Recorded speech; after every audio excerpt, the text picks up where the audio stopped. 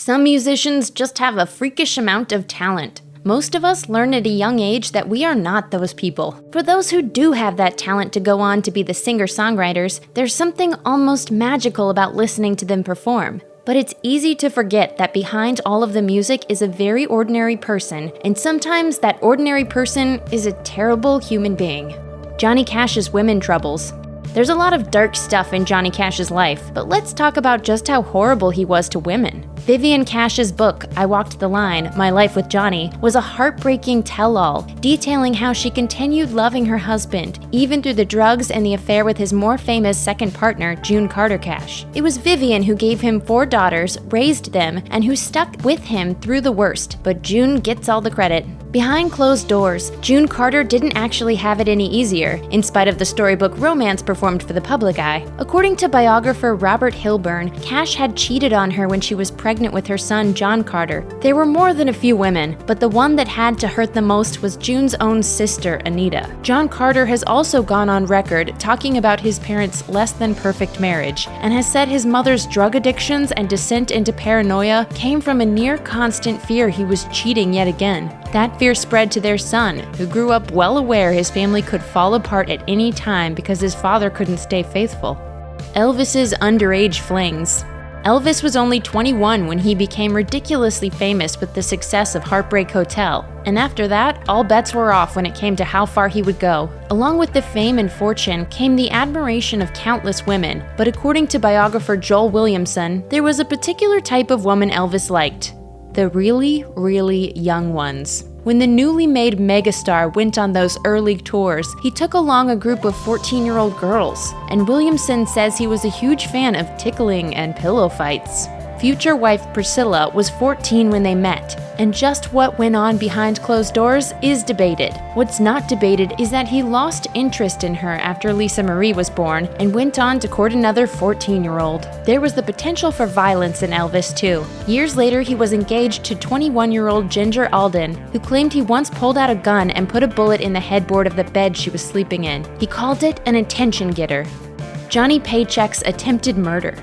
Johnny Paycheck was one of the Grand Ole Opry's most respected members, and was known as something of a country music outlaw too, as his entire career was colored by drug and alcohol use. His difficulty staying out of trouble started way before he was a star though, and when he was still a teenager he enlisted in the US Navy, punched a superior officer, and spent a few years in prison. The record deal came after that, and so did the check forgery and the attempted murder. Johnny Paycheck, one of the outlaws of country music, is now singing the blues behind bars. Paycheck was on his way home for the holidays in December 1985 when he stopped off at a Hillsboro, Ohio bar for a drink. He was recognized by a local named Larry Wise. They got to chatting, and no one's entirely sure what happened next. Whatever offenses were caused, it ended with Paycheck grazing Wise's head with a bullet, and he'd later testify the music legend had, quote, blowed my hat off. The case dragged on, and Paycheck was sentenced again.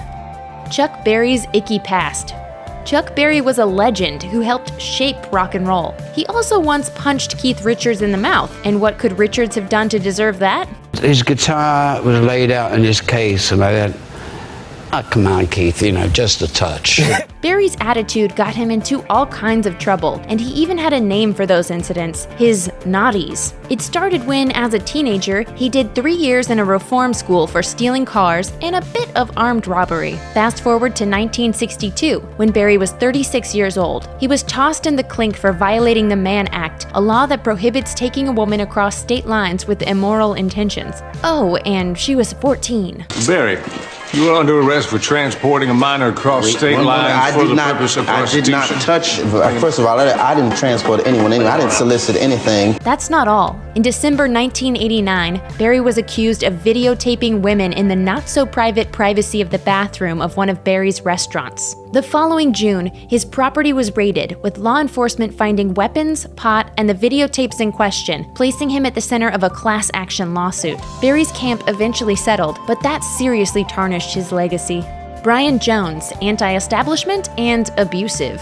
Brian Jones passed away when he was 27, not long after the Rolling Stones had made the decision to move on without him. It wasn't a surprising choice. Jones made Keith Richards look like the one you'd choose to bring home to meet your parents. There were, of course, the drugs and the pills, but his troubles started long before that. How long? He was kicked out of his grammar school for inciting rebellion, and it sort of spiraled from there.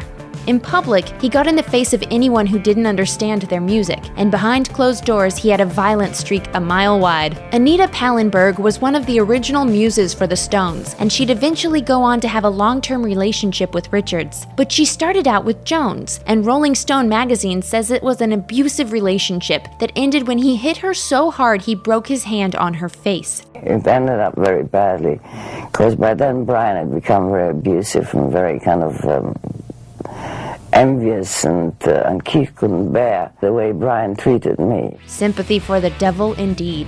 Steven Tyler's child girlfriend. There are two sides to every story, and really, both sides to this one are uncomfortable. When Aerosmith frontman Steven Tyler wrote his 2011 memoir, Does the Noise in My Head Bother You?, he talked a bit about early girlfriend Julia Holcomb. Tyler wrote he had nicknamed her Little Bo Peep, said they liked to get it on in public, and left out a lot of other details. Holcomb wanted to clear the air about what she says really happened, so she took to LifeSite to tell her side of the story. According to her, she was a 16-year-old from a broken family when she met Tyler and kicked off a relationship with him that really started when her troubled mother signed documents making Tyler her legal guardian. Holcomb says she was already pregnant by the time he asked her to marry him, and plans for a family started to fall apart when his grandmother refused to pass on her ring. 5 months into the pregnancy, Holcomb was trapped in a house fire and sent to the hospital, where she says Tyler convinced her to have an abortion. Holcomb left him and returned to her parents. Tyler returned to the rock star life, but has since spoken openly about regretting the decisions he's made in the past. Richard Wagner's anti-Semitism. Even people completely unfamiliar with classical music know the work of Wagner.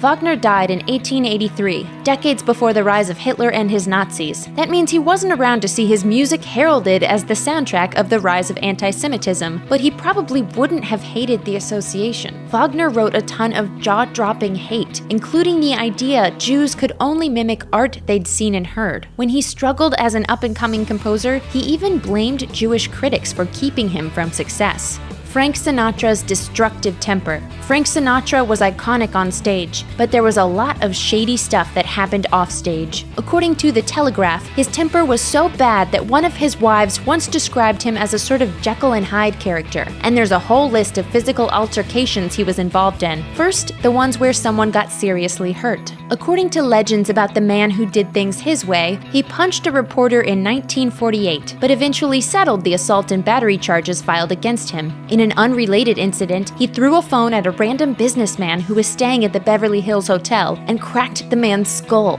Keeping with the theme of throwing things, he nearly killed then-wife Ava Gardner by throwing a champagne bottle at her so hard it cracked the bathroom sink. Sinatra destroyed an insane amount of stuff too, usually in fits of rage. Further legends say that he took a knife to a friend's Norman Rockwell painting, threw a malfunctioning TV out of a window at the Sands Hotel, and smashed a car radio when the Doors' Light My Fire came on. So he must have really loved it when his daughter Nancy covered the song on her 1969 album. Not a gentleman, to say the least. In the music industry, it probably feels pretty good to be at the top of your game. Unfortunately, it also means there's only one way to go from there, down. Just ask these musicians, whose careers were destroyed by everything from criminal scandals to wardrobe malfunctions to lip-sync nightmares. In 1958, rock and roll icon Jerry Lee Lewis decided to take his underage wife with him on his tour of England. What happened next isn't much of a surprise. Lewis had neglected to tell anyone he was newly married, so when he rocked up with Myra Gale Lewis in tow, the British press were naturally curious. A Daily Mail reporter, Paul Tanfield, happened to ask how old the newlywed was. Lewis said she was 15 and ended his transatlantic career in one fell swoop. The worst part of all this is that Lewis was lying. Myra was actually 13. Oh, and she was Lewis's cousin too. Naturally, his British tour collapsed. Those that showed up to his gigs only booed him. Concerts were canceled, his expensive hotel kicked him out, and when he finally hightailed it back to the States, he found he'd been blacklisted from the industry. The radio would no longer play his songs, he was dropped from TV appearances, and demand for his performances all but disappeared. though he never lost his recording contract and continued to release a number of mostly unsuccessful singles. DJ and songwriter Alan Freed's name is obscure today, but he left behind one heck of a legacy. He's credited with being the guy who coined the term rock and roll through the world's first rock concert and was instrumental in determining the course of post-war American music. Between 1952 and 1957, he was practically the kingmaker of rock and roll. But what happened in 1957? At the time, Freed had a nationally syndicated ABC show, Big Beat, which broadcast his newfangled rock and roll to the entire country. One evening, however, something so unbelievably and unremittingly anti-American happened that the network had no choice but to immediately pull the plug. Big Beat showed a black performer dancing on stage with a white woman. It might sound ridiculous to 21st century ears, but that one interracial dance was enough to get Freed's show canceled. And it couldn't have come at a worse time for Freed, whose health was collapsing and marriage was falling apart. 2 years later, the final blow came. While still on the ropes from his Big Beat controversy, Freed was investigated by the FBI for accepting cash to play records as part of the payola scandal. What was left of his career was over, and he died in 1965 as a penniless alcoholic. The moment that made Ashlee Simpson fade away came during her SNL performance in 2004, when she realized her band was playing the same song she had sung earlier in the show. Unfortunately, the vocals had been pre-recorded. Now, Simpson isn't exactly the first artist to lip-sync a performance, but this practice is almost universally despised by fans, and Simpson was not forgiven for her mistake. According to People, she was relentlessly hounded by critics and former fans simply for the fact that she'd actually dared to engage in deception via lip-syncing. And when she tried to explain that a severe case of acid reflux had prompted her decision to fake the performance, everyone just ended up hating her more. Even today, Simpson hasn't shaken off the experience. The two albums that followed her fateful SNL performance undersold the one she'd been promoting at the time, and she hasn't had a top 10 song since. At least Ashlee Simpson can take comfort in knowing that she's not the only musician to have derailed her own career on Saturday Night Live. In fact, SNL-related career derailment was pioneered in 1992 by Sinead O'Connor, when she sang Bob Marley's War and ended her performance by ripping up a photograph of the Pope. Generally, you're not going to get a good reaction by attacking the Pope on live television in a country where nearly 25% of the population is Catholic. To be fair, however, she was protesting the abuse of children in the Catholic Church, a problem the general public is much more aware of today than it was in 1992. And back then, most Americans were especially clueless about the issue, because at that point it was mostly being brought to light only in Ireland. Still, O'Connor became so unpopular after that little faux pas that she was booed at Bob Dylan's 30th anniversary concert just 2 weeks later. Not long after that, she announced her retirement. She didn't stay retired, of course, but she was never able to quite recapture the success she'd once had. I was genuinely very angry with what the church were doing. By ripping that picture, I risked my career, everything. I could be a billionaire now if I wanted, if I believed in that. During the halftime show at Super Bowl 38 in 2004, Justin Timberlake pulled down Janet Jackson's leather bustier and exposed her breasts to a television audience of roughly 100 million people. Both artists later said the stunt had only been sort of intentional. Timberlake was supposed to reveal the red lace under Jackson's bustier, but he ended up tearing off the whole thing instead. Inevitably, the American viewing audience, Viacom, and the FCC proceeded to lose their collective minds. Around 540,000 people complained to the FCC, and the FCC responded by attempting and failing to fine CBS $550,000 for the incident. But the person who suffered most was Jackson. Viacom, which owns MTV, CBS, VH1, and a bunch of radio stations, wanted revenge, so they banned her music from all of their properties. And then a bunch of other media companies did the same thing, and pretty soon no one was playing Janet Jackson songs. Just to rub salt in the wound, she was also uninvited from the Grammys. It's worth noting that Timberlake was not uninvited from the Grammys, nor was he banned from MTV or Viacom. The Monkees got a lot of shade for being a so-called manufactured band, but they managed to survive for decades because they never lied about what they were. History doesn't remember the 90s pop group Milli Vanilli quite so kindly, because Milli Vanilli was all lies. Frontmen Rob Pilatus and Fab Morvan had basically just lip-synced their way to fame and fortune. And it wasn't Ashley Simpson-style I have acid reflux lip-syncing either. Pilatus and Morvan didn't even do their own singing in the studio. Their voices were 100% other singers who had been sworn to utmost secrecy. So how did Pilatus and Morvan end up as the faces of Milli Vanilli when other people were doing all the singing? According to Gizmodo, producer Frank Farian thought the real singers were unmarketable, so he hired a couple of models to pretend that they were the ones singing. What he didn't seem to comprehend was that you can't keep a lie that size quiet forever, especially when it got you a Grammy. In 1989, Milli Vanilli was doing a live performance on MTV when the backing track skipped. The media immediately took interest, did some further digging, and discovered that Pilatus and Morvan actually did none of their own singing for the group. Milli Vanilli lost their Grammy, and that was pretty much the end of that. Michael Jackson's 2005 trial was the media circus of the century. Jackson was accused of molesting Gavin Arvizo, who was 15 years old at the time. He was acquitted, but since then no one has really been able to agree on whether he was actually a child molester or just a seriously weird dude who liked to have sleepovers with kids. Still, there's no doubt he made some incredibly stupid and arrogant decisions. One of them was the fact that he regularly allowed young boys to sleep in his bedroom and pretended like there wasn't anything weird about it. And he even said as much in the 2003 documentary Living with Michael Jackson, which was probably what led to his downfall. Police saw the film, opened an investigation, raided Jackson's Neverland Ranch, and the circus began.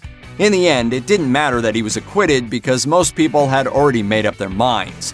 In the years following the trial, Jackson developed a dangerous prescription drug addiction. His dependence on the anesthetic propofol deprived his body of real sleep and gave him severe symptoms of sleep deprivation, which included an inability to remember lyrics or learn new dance moves. His career stagnated and his debts continued to mount. Ultimately, it was propofol that killed him in 2009. Even now, the eye-opening new documentary Leaving Neverland seems on track to kill the last of Jackson's positive legacy. I was really into jewelry, and he would reward me with jewelry for doing sexual acts for him. Fame does weird things to people, and no one knows that better than George Michael, who was a renowned singer and heartthrob during the 80s. In 1998, Michael was arrested for engaging in a lewd act in a public restroom. You've got to admire his attitude though, because after all that went down, he didn't just crawl into a hole and hide, he actually considered it his moment.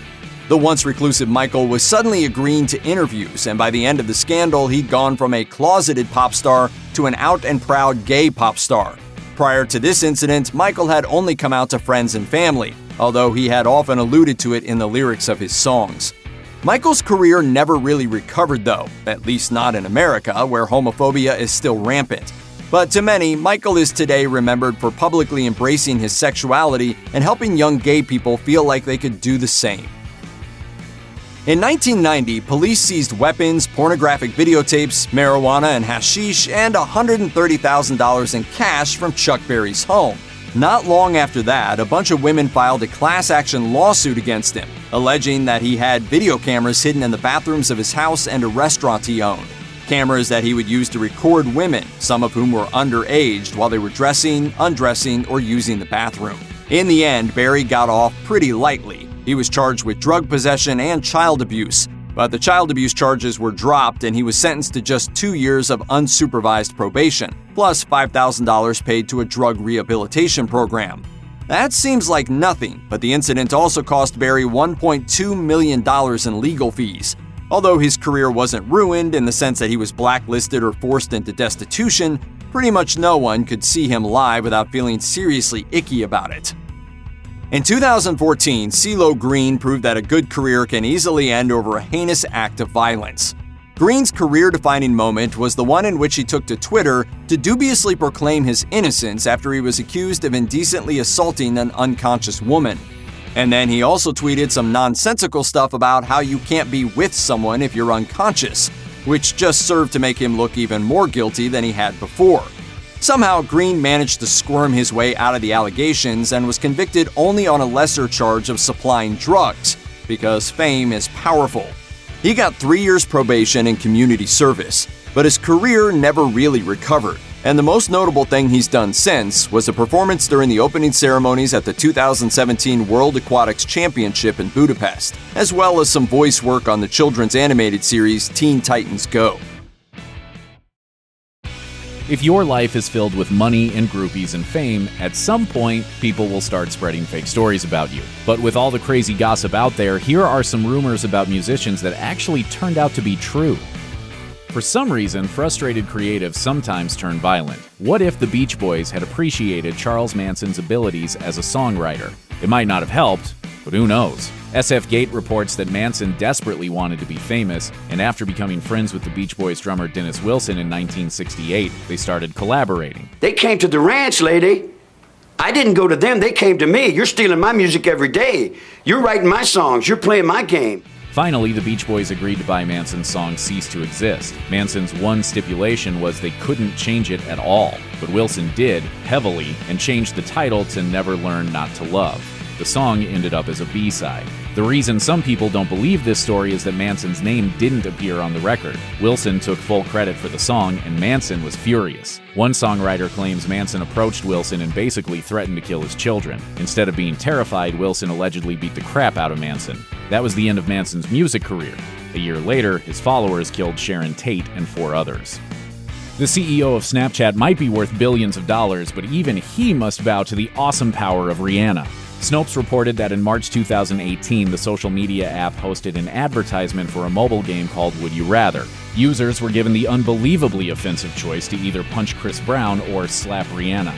If you missed part of the 2000s, you might not be aware why that's even worse than just encouraging violence in general. Rihanna and Chris Brown used to date, and during their relationship, it went public that he abused her, so making light of it was extremely tone-deaf. When screenshots of the ad started going viral, Snapchat pulled it. But a few days later, Rihanna addressed the issue. In a now-deleted Instagram post, Riri told her then 61 million followers that domestic violence was not a joke and that the ad let all victims down. And instead of going after the game, Rihanna then appeared to tell her followers to delete the Snapchat app entirely, noting that she had never been a fan of it. The same day Rihanna posted that message, Snapchat's stock dropped $754 million in value. This wasn't normal, and nothing else bad happened for the app around that time that would have caused such a massive sell-off. So it appears that one Instagram post by Rihanna really does have the power to cause panic on Wall Street. In September 2016, Through the Wire, Kanye West's debut single from 2004 started trending on Twitter. According to Spin, it all began when a random person posted it in a since-deleted tweet. And what's crazy is Kanye still got the world thinking he was in a bad car accident October 2002. All I'm gonna say is come to Chicagoland and ask. This resulted in other people replying that they agreed Kanye was a big ol' liar. The background is, Kanye was a music producer, not a rapper, before Through the Wire. The song got its name from the fact that when he recorded it, his jaw was literally wired shut, the result of a horrific car crash. I recorded the song Through the Wire 2 weeks later with my mouth still wired shut. Getting in the crash had inspired Kanye to finally pursue his dream of becoming an artist in his own right. But now people were claiming Kanye's whole origin story was built on a lie. The conspiracy theory is that Kanye was really jumped by some guys in Chicago for stealing music rather than being messed up in a car crash in Los Angeles like he claims. But it turns out there's a ton of evidence that supports Kanye's version of events. MTV reported on the crash at the time. Also, he wasn't the only person hurt.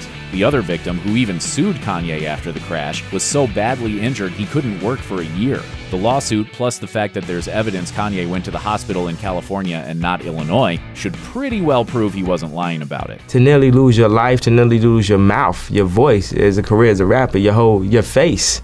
You know, I had to be on TV. My face looks crazy to me now. You might have read that Billy Joel doesn't sell tickets for the front row of his concerts, instead giving them away to, quote, real fans who can only afford the cheap seats. According to Joel himself, he actually does this. In an interview with Billboard in 2014, he explained his logic. Joel said that for years, scalpers would get their hands on the front row seats, which were originally pretty reasonably priced, and sell them at a huge markup. This meant when Joel was looking out at the audience members closest to him, all he'd see was rich people. He didn't think they had the right attitude. Instead of standing up and cheering and getting into the music, the fat cats would just sit there as if saying, "Entertain me, piano man." Joel says he finally got sick of it and wanted to know where the real fans were. It turned out they were in the cheap seats. The younger, enthusiastic people who, as he explained it, make the most noise could only afford to be way in the back. So, according to Joel, they hold the front row seats now, and when the audience starts coming in, the road crew goes to the worst seats and brings people forward. He says that way you've got people in the front row that are really happy to be there, real fans. There are lots of rumors that certain stars are such divas that they'll only be filmed or photographed from their alleged good side. These days, the most famous one-sided woman is Ariana Grande. Stories abound about how she'll only allow people to see the left side of her face. This is apparently because, as The Atlantic reports, she has a dimple on the left side, and since dimples are adorable, that's the side she wants you to see. And only that side. If you watch her music videos, you'll notice catching her right side is extremely difficult. Same when you search her images on Google.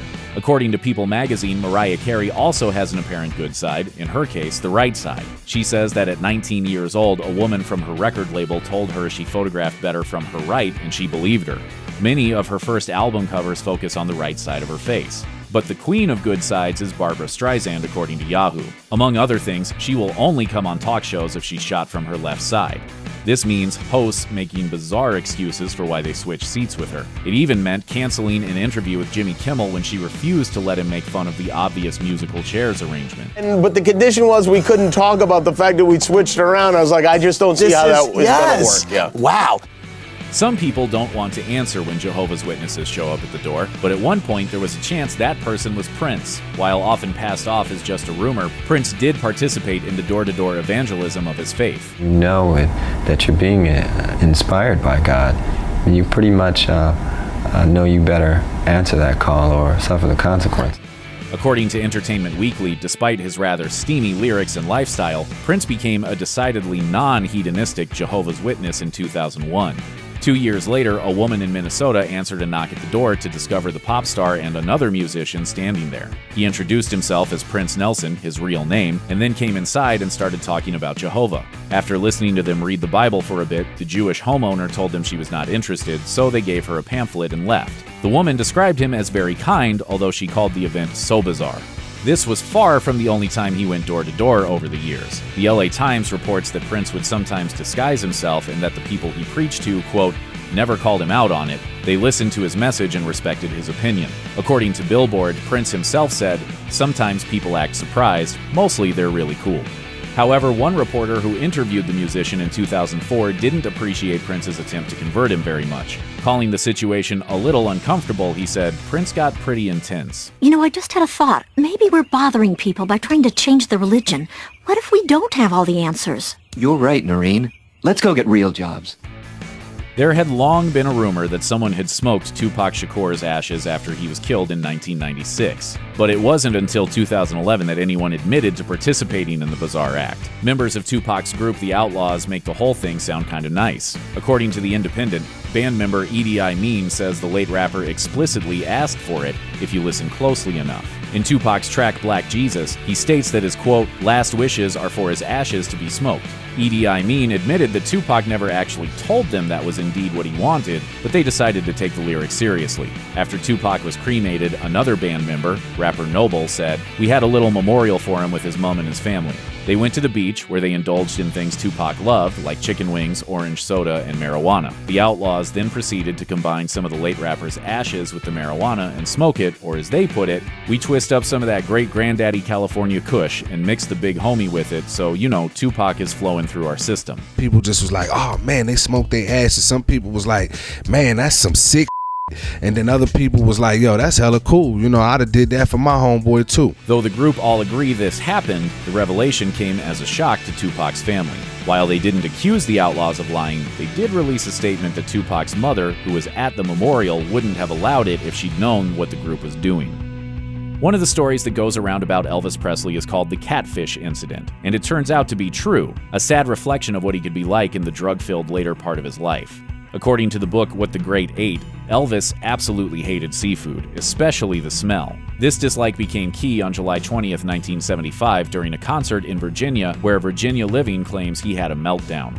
First, he complained that 12,000 people were breathing on him. Then he whined he could smell green peppers and onions. But the final straw was when he turned and accused his 4 backup singers of eating catfish. No one knew exactly what he meant by it, but it was obviously hostile. He'd taken to lobbing insults at the women ever since he broke up with one of them. 3 of the backup singers walked off stage. A review of the concert reported that tension among the fans was noticeable. A lot of people think there was a racial undercurrent to the insult. Elvis's only explanation for the outburst was, "I thought it was funny."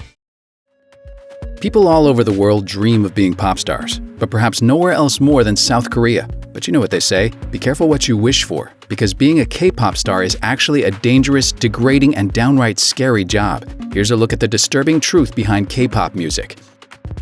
Slavery. There's a reason that people refer to K-pop contracts as slave contracts. According to star prince Mac, K-pop artists typically have to sign a contract where they essentially sign over all their rights for a period of 7 to 15 years. The countdown doesn't even begin until they've debuted, though, after up to a full decade of training and grooming. And during it all, K-pop artists have to do everything the record studio tells them, while the studio pockets almost all the profits. How bad is it? Members of the girl band Stellar told No Cut News about their rise to fame. The 4 girls said they regularly split one meal because they were so broke. Prostitution. One of the most disturbing aspects of the K-pop machine is the fact that many aspiring singers are exploited and abused by their management teams. Often referred to with euphemisms like sponsorship or transactions, many women are forced to act as escorts for powerful businessmen in the industry. For example, according to Soul Beats, in 2017, the CEO of a talent agency was sentenced to 20 months in prison after a second arrest for prostitution charges involving his clients. Plastic surgery. Stars getting plastic surgery isn't exactly a breaking news headline, but K-pop stars take it to another level. According to The Atlantic, 1 in 5 Korean women have had plastic surgery, with many K-pop stars undergoing extensive surgery in order to look more like anime characters. The extreme procedures even sometimes require the jaw to be broken and shaved down into a V shape, as round faces are considered less desirable. Perhaps worst of all, this plastic surgery may not even be voluntary, thanks to the extreme power held by talent managers and recording studios. Yikes. Crazy fans. Fans in America may seem crazy, but they have nothing on the extremes that K-pop fans go to. According to Australian Broadcasting Corporation, the group TVXQ had fans tapping their phone lines so they could hear the calls of their idols, and some even broke into their apartments so they could kiss them in their sleep. Then there are the really extreme fans known as sasang. These people go as far as installing cameras in their idols' homes and sending them love letters written in blood, and in one case, stole urine from a band's toilet and then tried to sell it to the highest bidder. About the only thing worse than fans are anti-fans, who loathe a particular star or group so much they obsessively try to sabotage or even kill them. In one incident, a group of anti-fans sabotaged a concert by cutting power to the venue, while another incident involved an online petition that generated over 3,000 signatures begging a star to take his own life. And there have been multiple attempts to poison K-pop stars. One boy band member's mother ended up in the hospital after drinking a beverage meant for her son, while another star had his drink spiked with glue, causing him to start vomiting blood. Health concerns. If you want to become a K-pop star, you need to be ready to literally work until you drop. According to SBS Pop Asia, an average workday lasts 20 hours, which is probably why being hospitalized for exhaustion is just par for the course when you're a K-pop star. Crystal of FX has fainted so many times it's almost become a kind of trademark. At one point, she was doing a gig and passed out with the mic still in her hand, because that is professionalism. And then there are the extreme weight requirements. Being fat is such a huge no-no that record label CEOs personally hold weigh-ins for their stars to make sure nobody goes over the prescribed limit. As a result, many stars almost literally starve themselves in order to maintain those super slim figures. Racism. Unfortunately, racism is rampant both inside and outside of K-pop. For example, Faye from Miss A said during an interview that during her early days on the pop scene, she was tormented by people who thought she only showered once a week because she was Chinese. And the singer Shannon is one of many stars who has been repeatedly called a foreigner and had negative comments written about her because she's half British. There's no creative freedom. If you joined a K-pop group not just to get famous, but to express all the music and creativity you have in your soul, good luck. That's because the music performed by K-pop stars is as carefully managed as every other aspect of their lives, with songs generated by the same British, Swedish, and American songwriters that craft hits for the likes of Nicki Minaj and Britney Spears, which just goes to show that you can manufacture everything, except for originality. This may shock you, but most bands don't stay together in their original form forever. Some bands play musical chairs with their lineups, bringing in relatively unknown entities to replace iconic favorites and just sort of hoping fans will be cool with it. This, of course, is ridiculous. Rock fans can be just as picky, opinionated, and stubborn as anyone else. There are plenty of instances of lesser-known musicians landing the dream gig of playing in legendary bands, only to find that fans have put away their lighters and are now lofting pitchforks.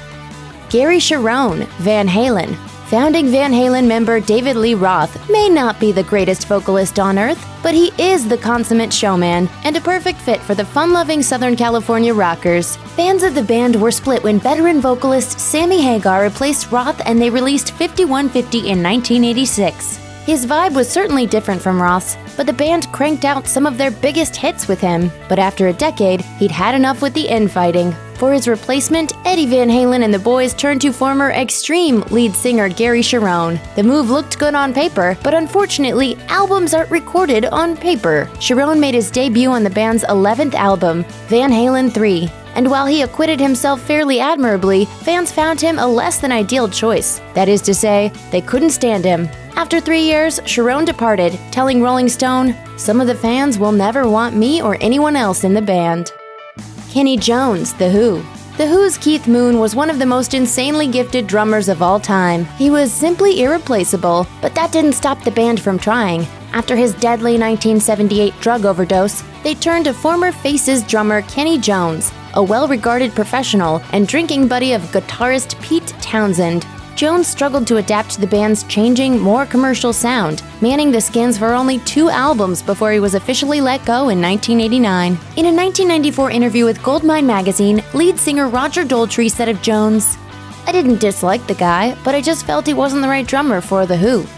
Blaze Bayley, Iron Maiden. When iconic vocalist Bruce Dickinson left Iron Maiden in 1993 to focus on a solo career, the band auditioned a slew of potential replacements. They settled on former Wolfsbane singer Blaze Bayley, even though his vocal style was completely different from Dickinson's. Although he was an accomplished vocalist, Bayley couldn't win over the band's fans, who probably would have preferred a Bruce Dickinson-shaped cardboard cutout. Bayley lasted only 3 years and 2 albums before Dickinson gave the fans what they wanted and returned to the group. In 2014, Bayley told rock journalist Mitch LaFon, "There were a lot of people who blamed me for Bruce leaving, which is a classic girlfriend problem, where you blame your friend for your girlfriend leaving or whatever."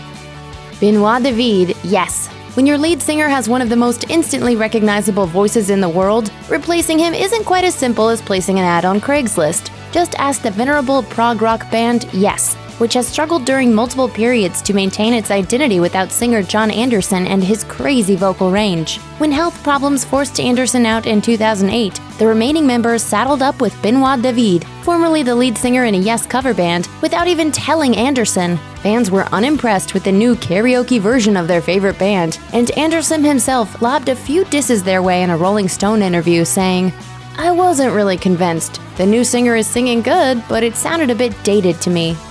Rome Ramirez, Sublime. For fans of ska punk outfit Sublime, 1996 was the ultimate double-edged sword.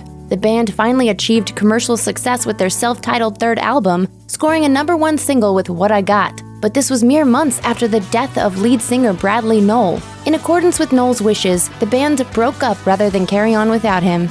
That changed in 2009, when the remaining members recruited new singer and guitarist Rome Ramirez, a Sublime superfan with the advantage of knowing all the band's songs, but the disadvantage of being a really bad singer. The new lineup was dragged into court by Nowell's family over their use of the Sublime name. The court ruled against the band, so they tacked "with Rome" onto the end of their moniker and went about their business. About a decade and 2 poorly received albums later, the band continues to tour and perform.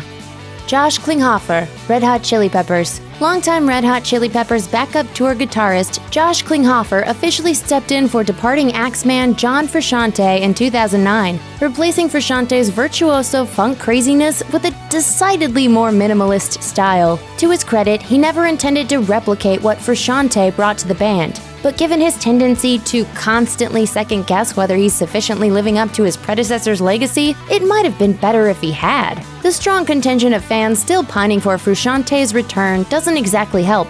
Klinghoffer can get a little testy on the subject of his predecessor, as when he told Metro News, "Of course it gets annoying. All these comparisons are simply absurd." Ian Gillan, Black Sabbath. When Ozzy Osbourne departed Black Sabbath to embark on a solo career in 1979, the band found perhaps the only musician capable of replacing his distinctive shriek in Ronnie James Dio, one of the most powerful metal vocalists to ever live. But even Dio's tenure was divisive among fans, so when he left to start his own eponymous group in 1983, some might have expected Sabbath to seek out a singer who was a bit more like Ozzy. Instead, they turned to former Deep Purple vocalist Ian Gillan, who was the exact opposite. Gillan came on board for the band's 1983 release Born Again, an experiment in clashing styles that made headbangers bang their heads against their stereos. Not even Gillan's soaring voice could hide his corny lyrics, which rubbed up uneasily against Sabbath's dark, gloomy vibe. I mean, just everyone was bursting into laughter, it was absolutely horrendous. The collaboration only lasted for that one album, after which Gillan returned to Deep Purple and Sabbath fans were left wondering how anyone thought the pairing was a good idea. As guitarist Tony Iommi recounted in an interview years later with Hard Music TV, he invited Gillan to join the band after the two got drunk off their faces at an Oxford pub. That explains it.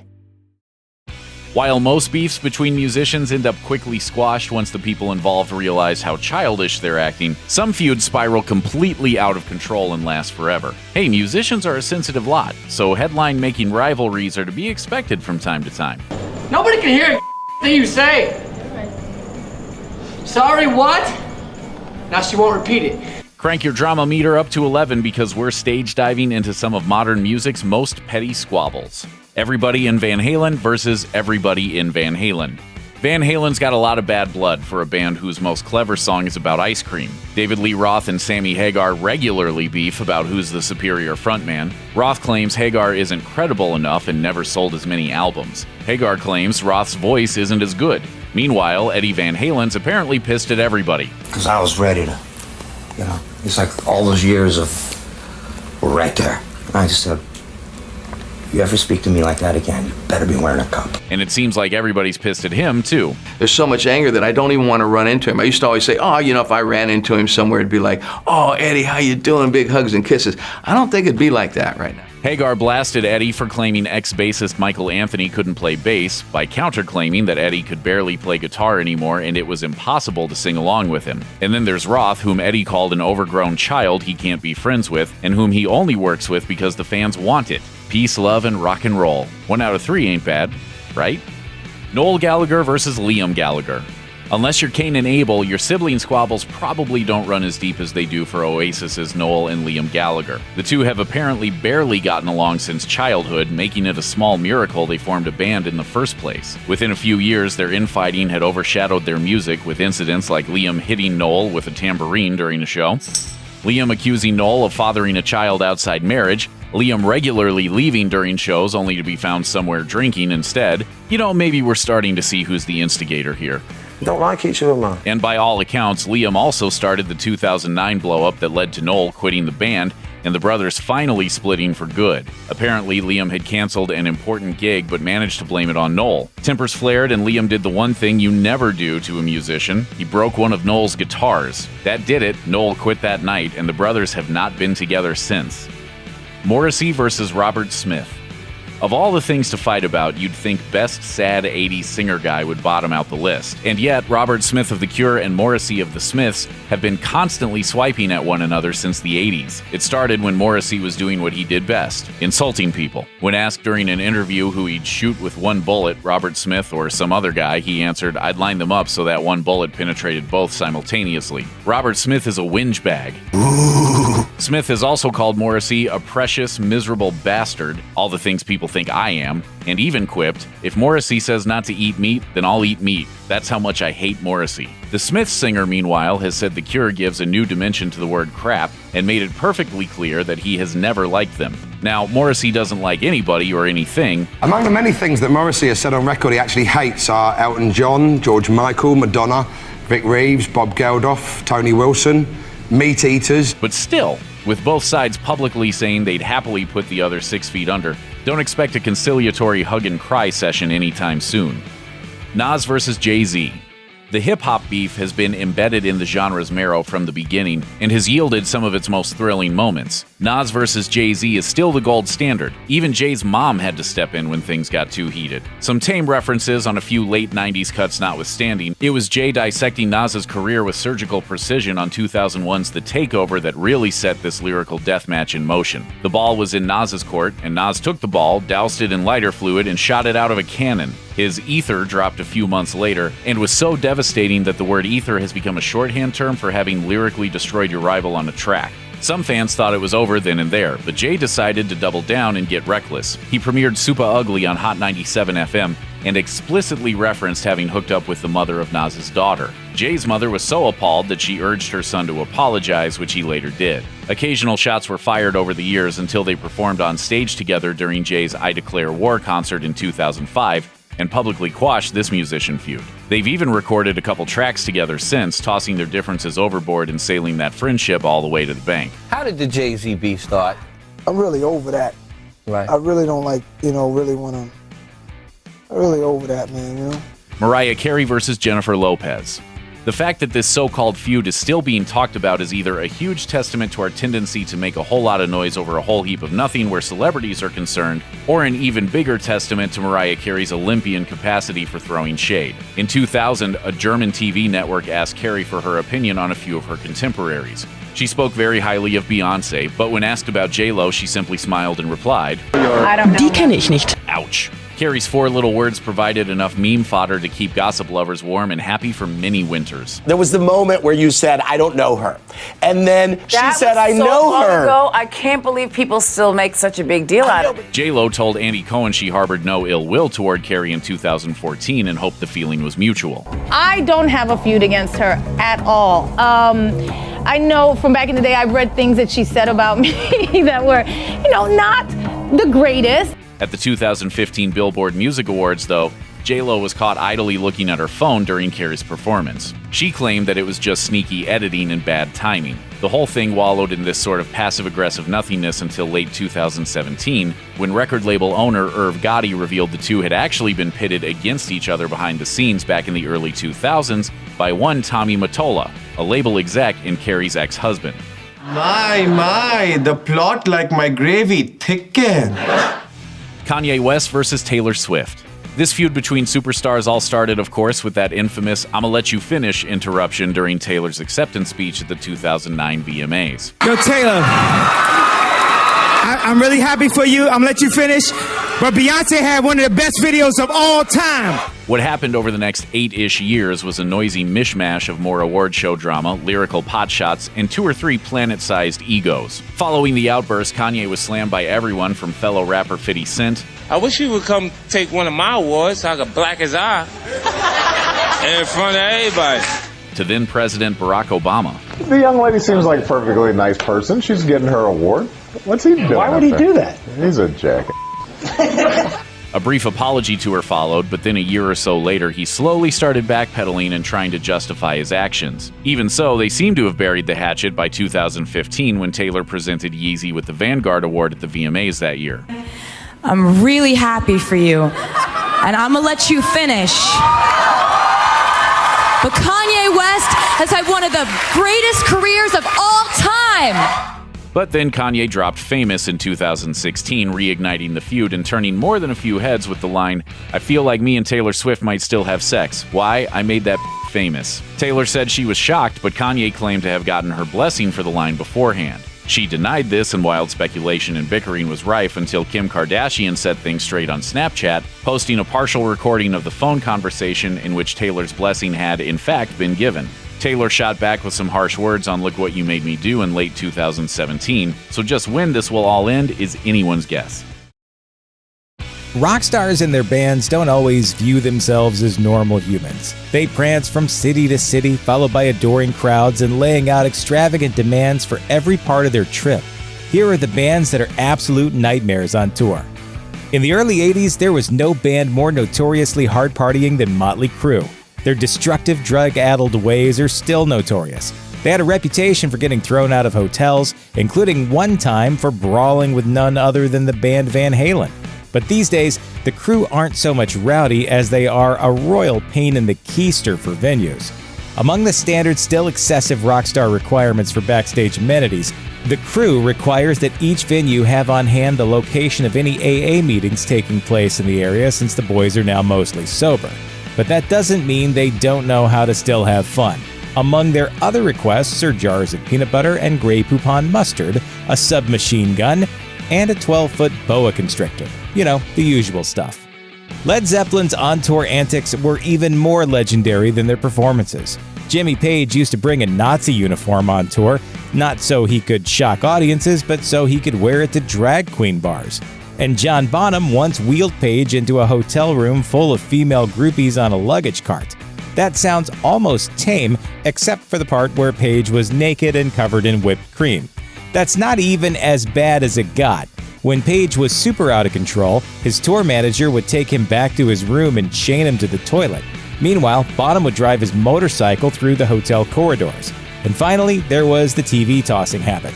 After one particularly fruitful evening in which the band threw 5 sets into Puget Sound, a hotel clerk asked the band's manager what it was like to toss a TV out a window. The manager handed the clerk $500 and said, "Here you go, mate. Go toss a TV, courtesy of Led Zeppelin." Ozzy Osbourne had a weird infatuation with urine, and not in a medical way. In the 2001 Motley Crue autobiography, The Dirt, Nikki Sixx recalled a time that Osbourne snorted a line of live ants and peed all over the pavement.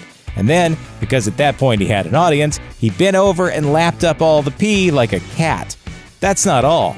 On his 1984 Bark at the Moon tour, Osbourne, Tommy Lee, and Vince Neil got drunk on sake and peed on a police car. We're walking into hotels like the Four Seasons or the Ritz-Carltons where, like, you know, mom and dad, and we're a happy family, or out by the pool, and everybody's like their little resort, and here comes Motley Crue and Ozzy. Perhaps Osbourne's most notorious urine-related incident, though, happened after a show in 1982, when he ended up at the Alamo in San Antonio, Texas. He then peed on the cenotaph, which is across the street from the Alamo. He was consequently told never to return to San Antonio, though evidently even Texas eventually forgives. 10 years later, Osbourne donated $10,000 to the Daughters of the Republic of Texas, and all was forgiven, but definitely not forgotten.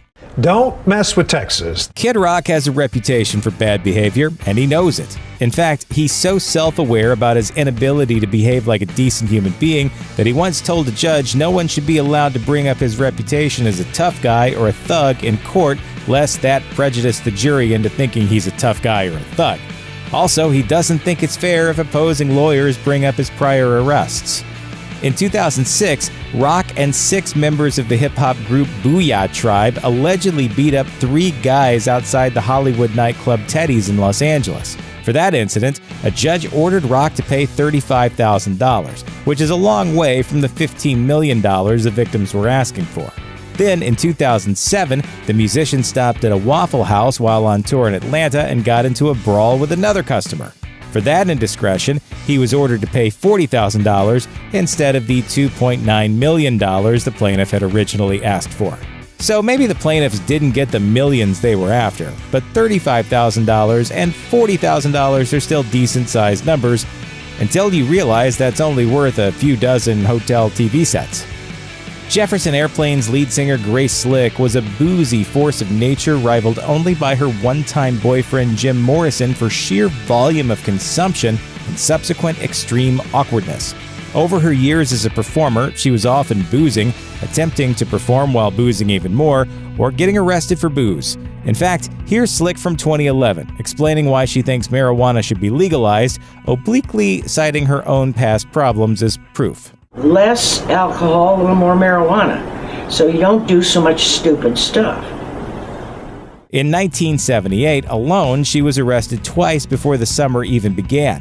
Then she kicked off the sunny season by causing a riot after canceling a concert in Germany due to illness. But she made it up to fans the next night by getting utterly plastered before even setting foot on stage and tearing into the locals over Germany's World War II past. "Who won the war?" she implored as the crowd booed and threw things. She also shouted, "Heil Hitler," and gave Nazi salutes. This, naturally enough, led to her dismissal from the band, although she would rejoin the revamped Jefferson Starship 3 years later. Later, she and the rest of the gang would build a city on rock and roll. So, all's well that ends well. If you've ever woken up in the morning after having gotten way too drunk the night before, you know it can be pretty mortifying. Your hair is gone. No. Oh. But if you happen to be a famous musician, the experience is amplified by the fact that your blackout drunk antics probably took place in front of thousands of fans.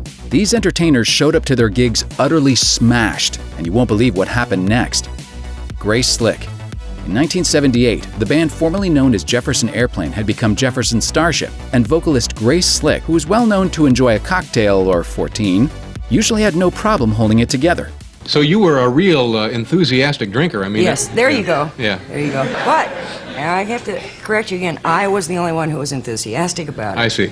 But during a tour of Europe in support of their album Earth, the band decided to make a few stops in Germany, and as author Jeff Tamarkin remarked in the band's biography, Slick always had a thing about Germany. All things Deutsche brought out the worst in her.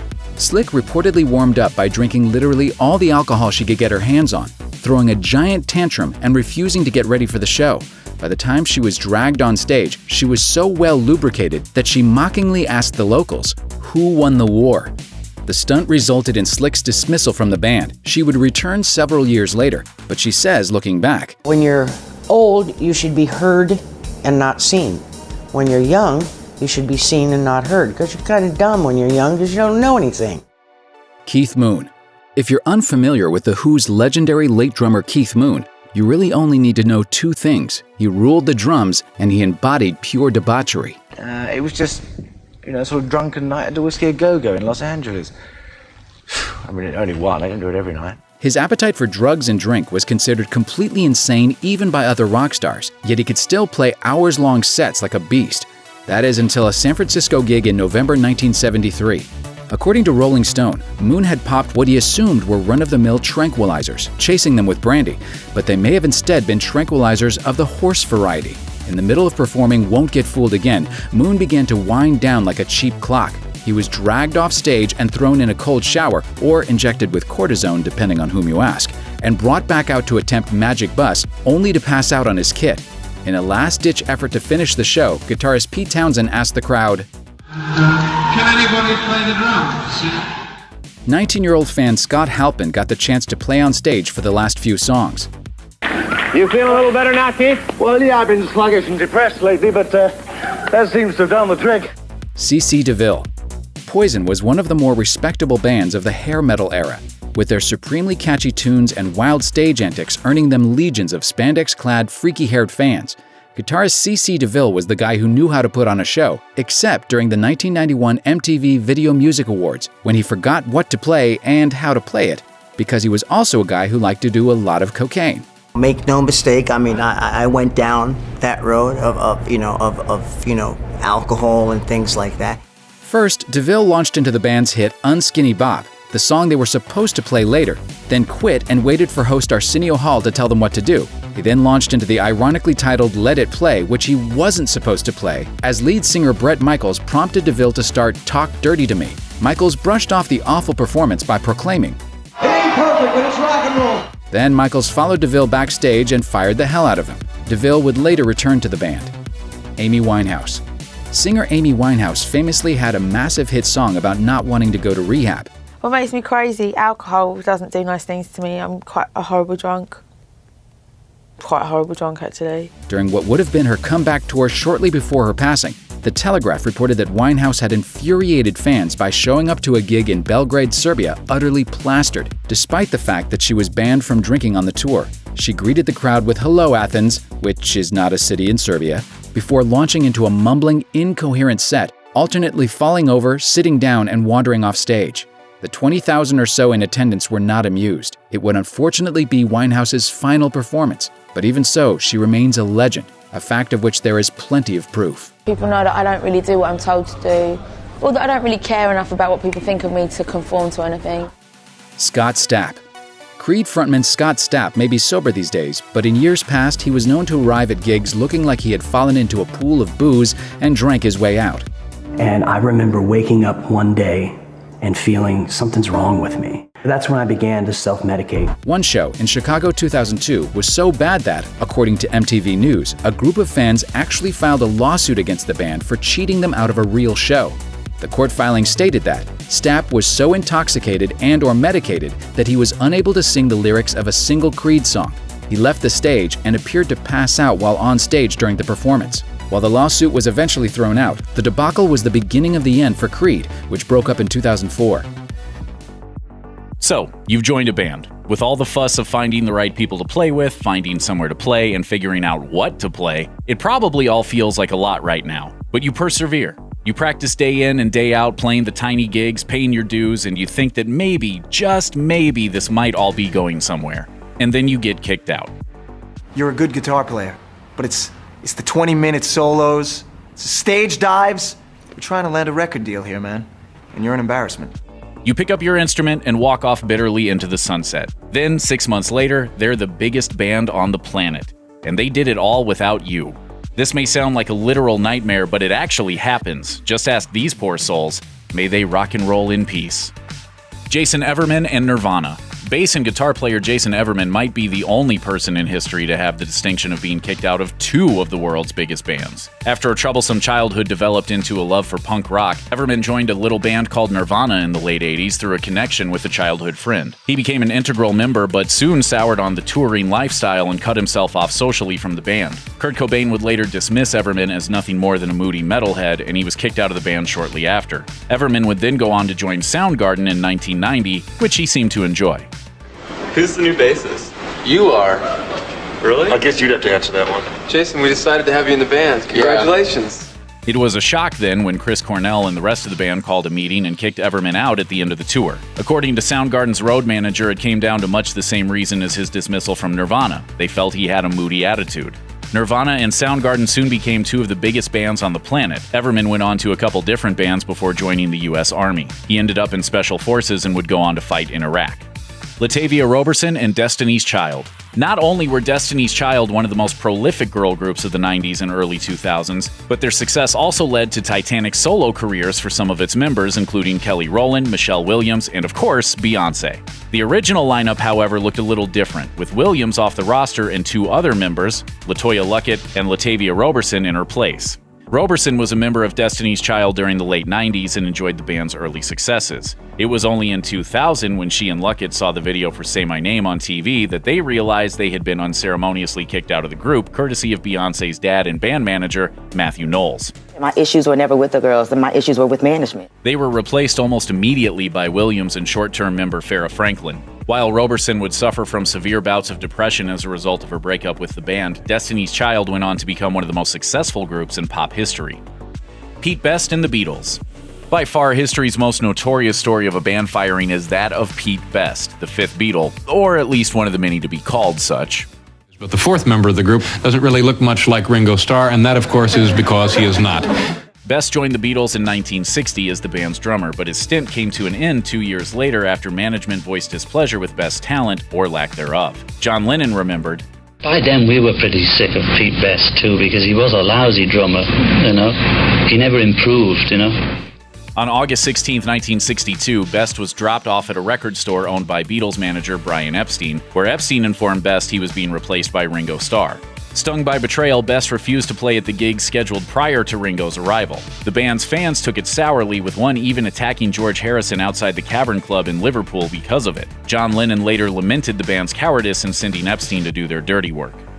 Tracy Guns and Guns N' Roses. The latter part of the name Guns N' Roses refers to vocalist and rock icon Axl Rose. But what's less well known, however, is that the Guns part refers to someone too. In the mid-80s, Tracy Guns was in a band called LA Guns and brought Axl into the band after spotting him at a show where he was singing for Hollywood Rose. But when Axl was then fired from LA Guns by the band's manager, they came up with another plan to stay together. Tracy told KTNV, "But we all live together. So the same night, we sat on the couch and we said, well, we can't just stop playing. So we just changed the name to Guns N' Roses."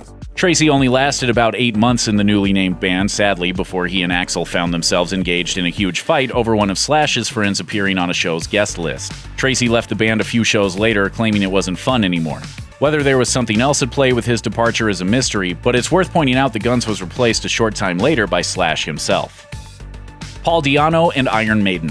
Metalheads might recognize Paul Di'Anno as a member of a bunch of different bands, including Killers, Praying Mantis, and Gog Magog.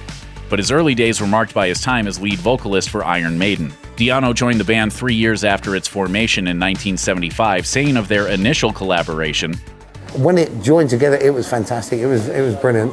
So there you go. That's it. That was it. The start of it. It was great." But by 1981, after recording only 2 studio albums, he was kicked out of the group and replaced by Bruce Dickinson. Allegedly, Di'Anno was removed because bassist and band founder Steve Harris was unhappy with his vocal style. But as Di'Anno told Ultimate Classic Rock, "Iron Maiden is a money-making machine, and I don't give a f*** about it. It was not about drugs. But you need to take drugs when you're with Iron Maiden because they're so f***ing boring." Dave Mustaine and Metallica. Metallica has always had a reputation for excess, so it might sound odd that someone would be kicked out for partying too hard. But that's what happened to Dave Mustaine, the band's original guitarist, in 1983. Our whole existence pretty much was for guitar dominating the world and getting liquored up. The story goes that his bandmates, James Hetfield, Lars Ulrich, and Cliff Burton, woke a sorely hungover Mustaine and informed him he was out of the band. They had even already hired his replacement, Kirk Hammett. The band then added insult to injury by refusing to fly Mustaine back to California, instead buying him a ticket for a 4-day bus ride home. I had nothing. Then I had everything. Then I had nothing again. It was on that bus that a furious Mustaine decided on the name for his next project, Megadeth. According to Metallica, their relationship with Mustaine has improved over recent years, and Mustaine even joined them on stage for a series of 30th anniversary shows. Glenn Matlock and the Sex Pistols. Bassist Glenn Matlock was working in a clothing shop in 1974 when he met Steve Jones and Paul Cook, who along with John Lydon would all form the Sex Pistols. After they had already begun recording together, Matlock left the band in 1977, officially by mutual consent. He was replaced by Sid Vicious, and the Sex Pistols became punk icons. I'm not that kind of angry person, that's one of the reasons I'm no longer in the Pistols anymore, because I'm not like that, I don't go around stabbing myself in the arm. Matlock would go on to form the Rich Kids, a band that managed a few hits before disappearing into obscurity. He would also guest on various records by other musicians, tour with Iggy Pop, and join supergroup Dead Men Walking in 2001 with members of The Cult, The Alarm, and Stray Cats. Doug Sandom and The Who. Everybody knows The Who. Roger Daltrey, Pete Townsend, John Entwistle, and Keith Moon are all counted among the most iconic musicians of the century. But someone who has been left out of that rock god status is a drummer named Doug Sandom. Doug joined a band called the Detours in 1962, sticking around when a naming conflict led the group to officially become The Who. But when the band landed an audition with Fontana Records in '64, hoping it would lead to their big break, Sandom bombed his performance.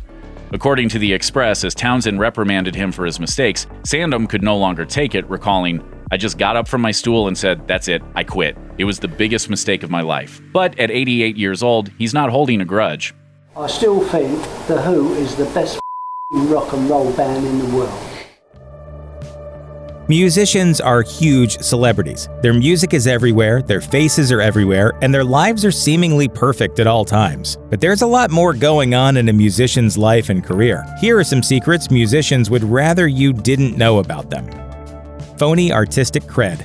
Most musicians want you to think they write songs by themselves, or at least played a very heavy part in creating them. The sad truth is, many write next to nothing, and their byline exists simply for the artist to get paid. Oftentimes, the singer merely contributes 1 or 2 words, which technically makes them a co-writer. Sometimes, they don't even bother with that much effort. Songwriter Chantal Kreviazek accused Avril Lavigne of writing little that she's been credited for. She later walked those claims back, but it's a little late for that. Then there's Lauryn Hill, who got sued by the songwriting team that helped her put together 1998's The Miseducation of Lauryn Hill. Her label credited Hill as writing most everything by herself, which the lawsuit claimed simply was not the case. They later settled out of court, but smoke suggests fire.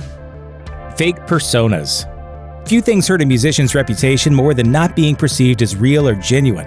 So many stars craft a persona that makes them seem more real, even though doing so makes them as fake as can be. This happens in all genres, from country stars pretending to be down-to-earth regular folk to metal bands pretending to be dark and evil. Slayer acts like death-obsessed maniacs, when in truth, their singer is a practicing Catholic. Fake personas may be most egregious in hip-hop, a genre obsessed with realness. Take someone like Rick Ross, a former prison guard named William Roberts who reinvented himself as an ex-cocaine boss. In truth, He borrowed that origin story from an actual drug dealer named Rick Ross. The real Ross sued the fake Ross for $10 million, which proved unsuccessful because apparently impersonation of a drug dealer is not a crime. Rapper Akon also got caught lying about his past when the Smoking Gun revealed his backstory of being the kingpin of a car theft ring and serving years in prison was an outright lie. It was just another tall tale designed to sell albums and tickets.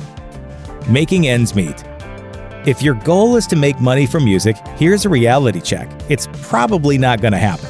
Thanks to downloading and streaming, virtually no musicians make money simply from writing, recording, and releasing music. Instead, be prepared to make your fortune through many other routes, some of which aren't glamorous in the least. Plenty of musicians make their money by touring, but for many, that simply isn't enough. That's why you see so many pop stars shilling their own lines of perfume and cologne, clothing lines, or anything else beyond a simple t-shirt with the artist's picture on it. They don't really care if you smell good, they just want to pay their bills.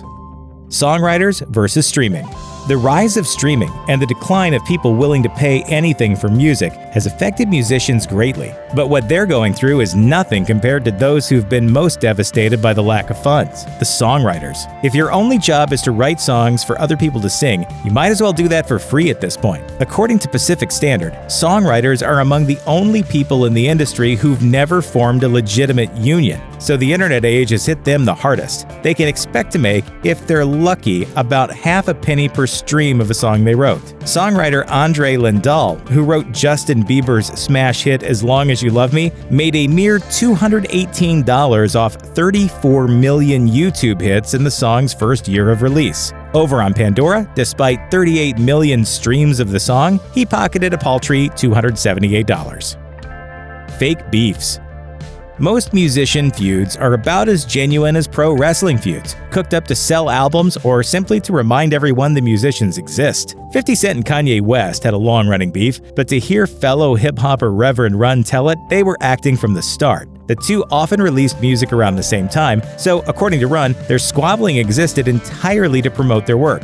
Remember Beyonce's sister Solange Knowles confronting Jay-Z in an elevator, perhaps as revenge for Jay cheating on B? Well, according to the lady's father, Matthew Knowles, that was staged melodrama from the start. There was a tour coming up, so the clan staged what the elder Knowles called a Jedi mind trick, which got everybody in the news, boosted tour exposure, and increased Solange's album sales by over 200%. Fake feuds can also introduce us to new people. In the 90s, teen R&B sensations Brandy and Monica were known for their feud. Years later, Monica admitted to a radio station that the drama was a label-authored storyline, cooked to launch them into the spotlight. Apparently, it wasn't enough to pretend feud over a boy in a duet, they had to actually feud to truly sell the song.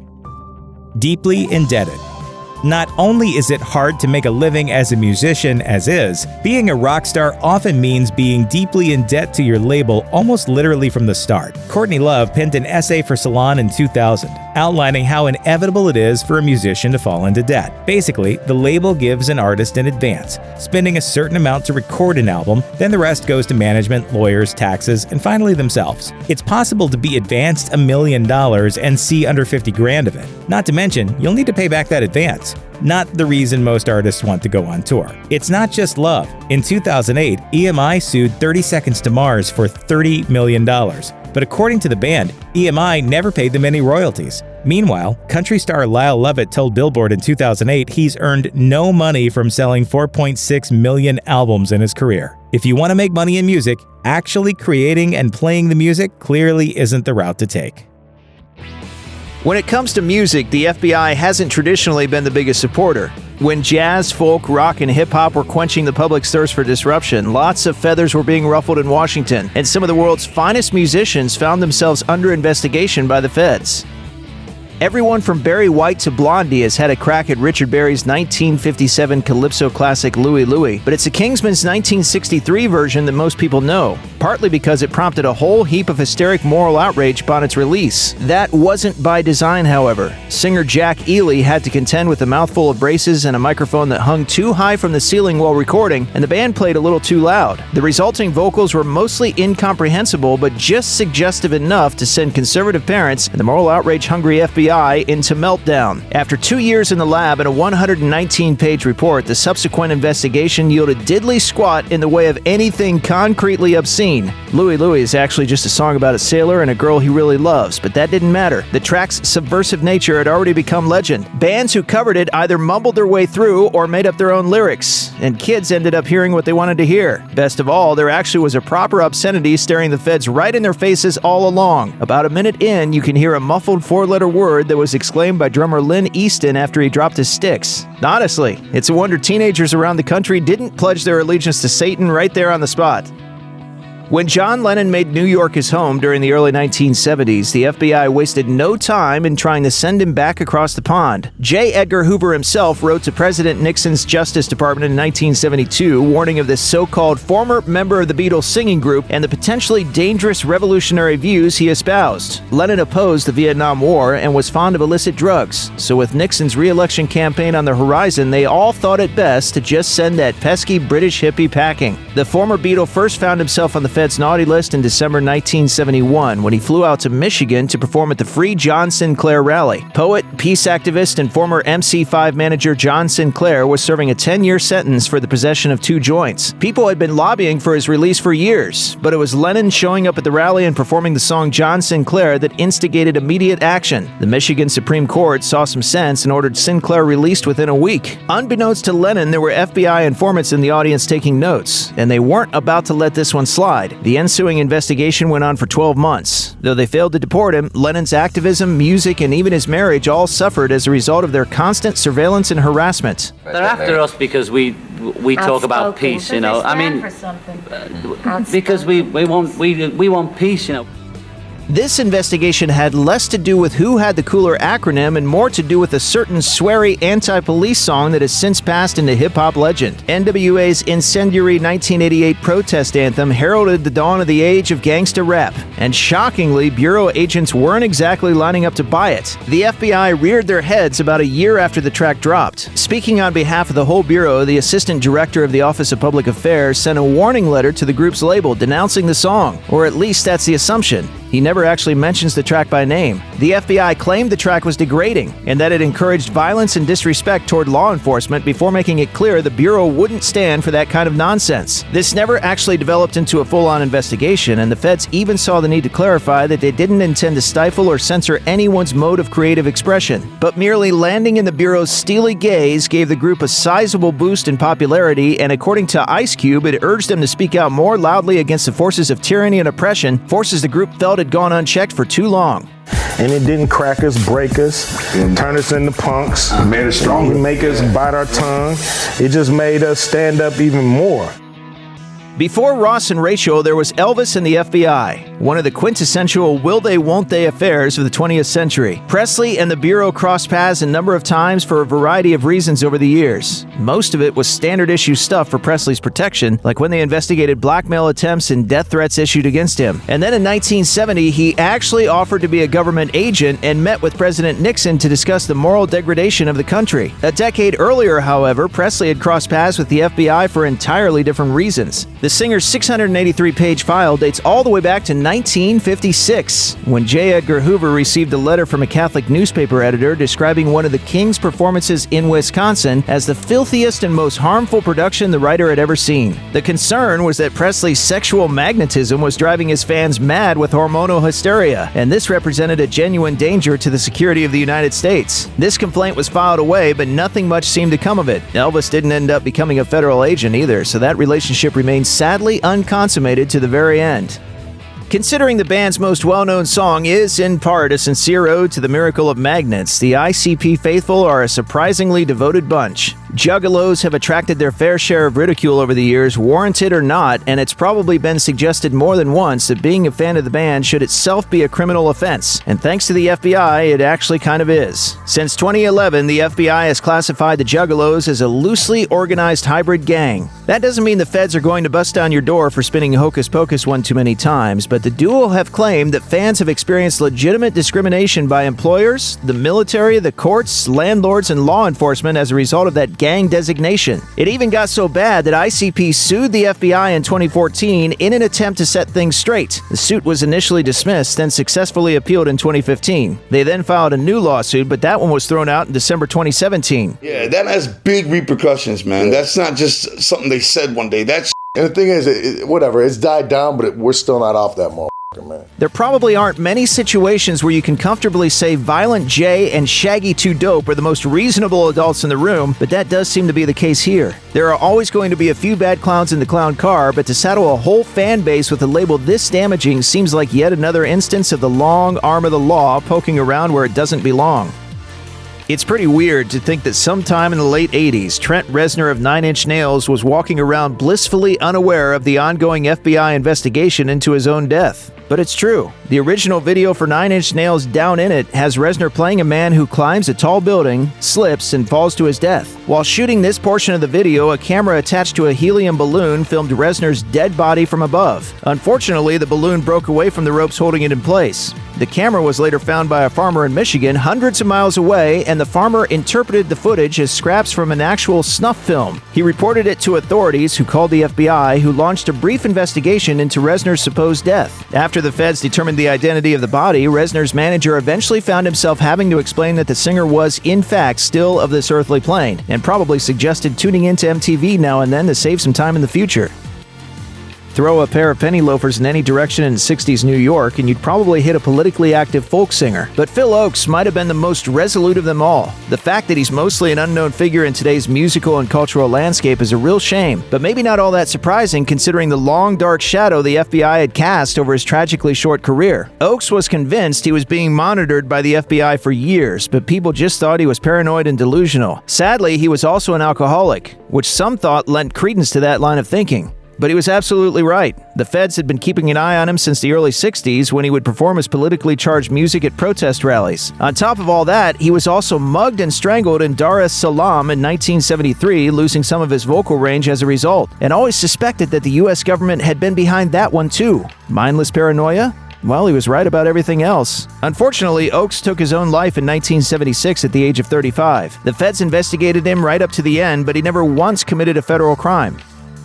The Monkees always seemed like just the kind of clean-cut, wholesome boy band you wouldn't mind introducing to your parents. But in 2011, the FBI released a short file on the group that had been kept confidential for 3 decades, revealing a slightly more dissident and politically conscious mindset than people might have expected. The heavily redacted file describes an agent's investigation of a Monkees concert in 1967. He reported that the guys were dressed as so-called beatnik types and that they projected subliminal messages of a left-wing nature on a screen. These included images of anti-Vietnam War protests, as well as images of the riots in Selma and Berkeley. And honestly, that's not bad for a group often thought of as little more than a prefabricated version of the Beatles. The file is brief, but the majority of it remains classified, so we can only guess what other dissident monkeying around they were really getting up to. The FBI's counterintelligence program sought to preserve the status quo by any means necessary back in the day, sniffing out and quelling anything that even vaguely resembled dissidence or communist sympathy. Black liberation and civil rights groups were hit particularly hard, and a number of sympathetic jazz musicians found themselves with a target on their backs. Duke Ellington was one such undesirable, and he was dogged for a remarkably long time despite a relatively benign track record. Essentially, Ellington was investigated for performing at progressive benefits the feds deemed suspicious, starting with the All Harlem Youth Conference in 1938. The focus of the conference was unemployment, and President Roosevelt had expressed support for it, but the FBI still saw fit to label it a communist front, and Ellington a potential threat by association. In reality, Ellington was adamantly anti-communist and made no bones about it, even penning a magazine article titled "No Red Songs for Me" in 1950. But that didn't seem to make a bit of difference in Uncle Sam's eyes. Ellington would go on to be monitored for almost 4 decades.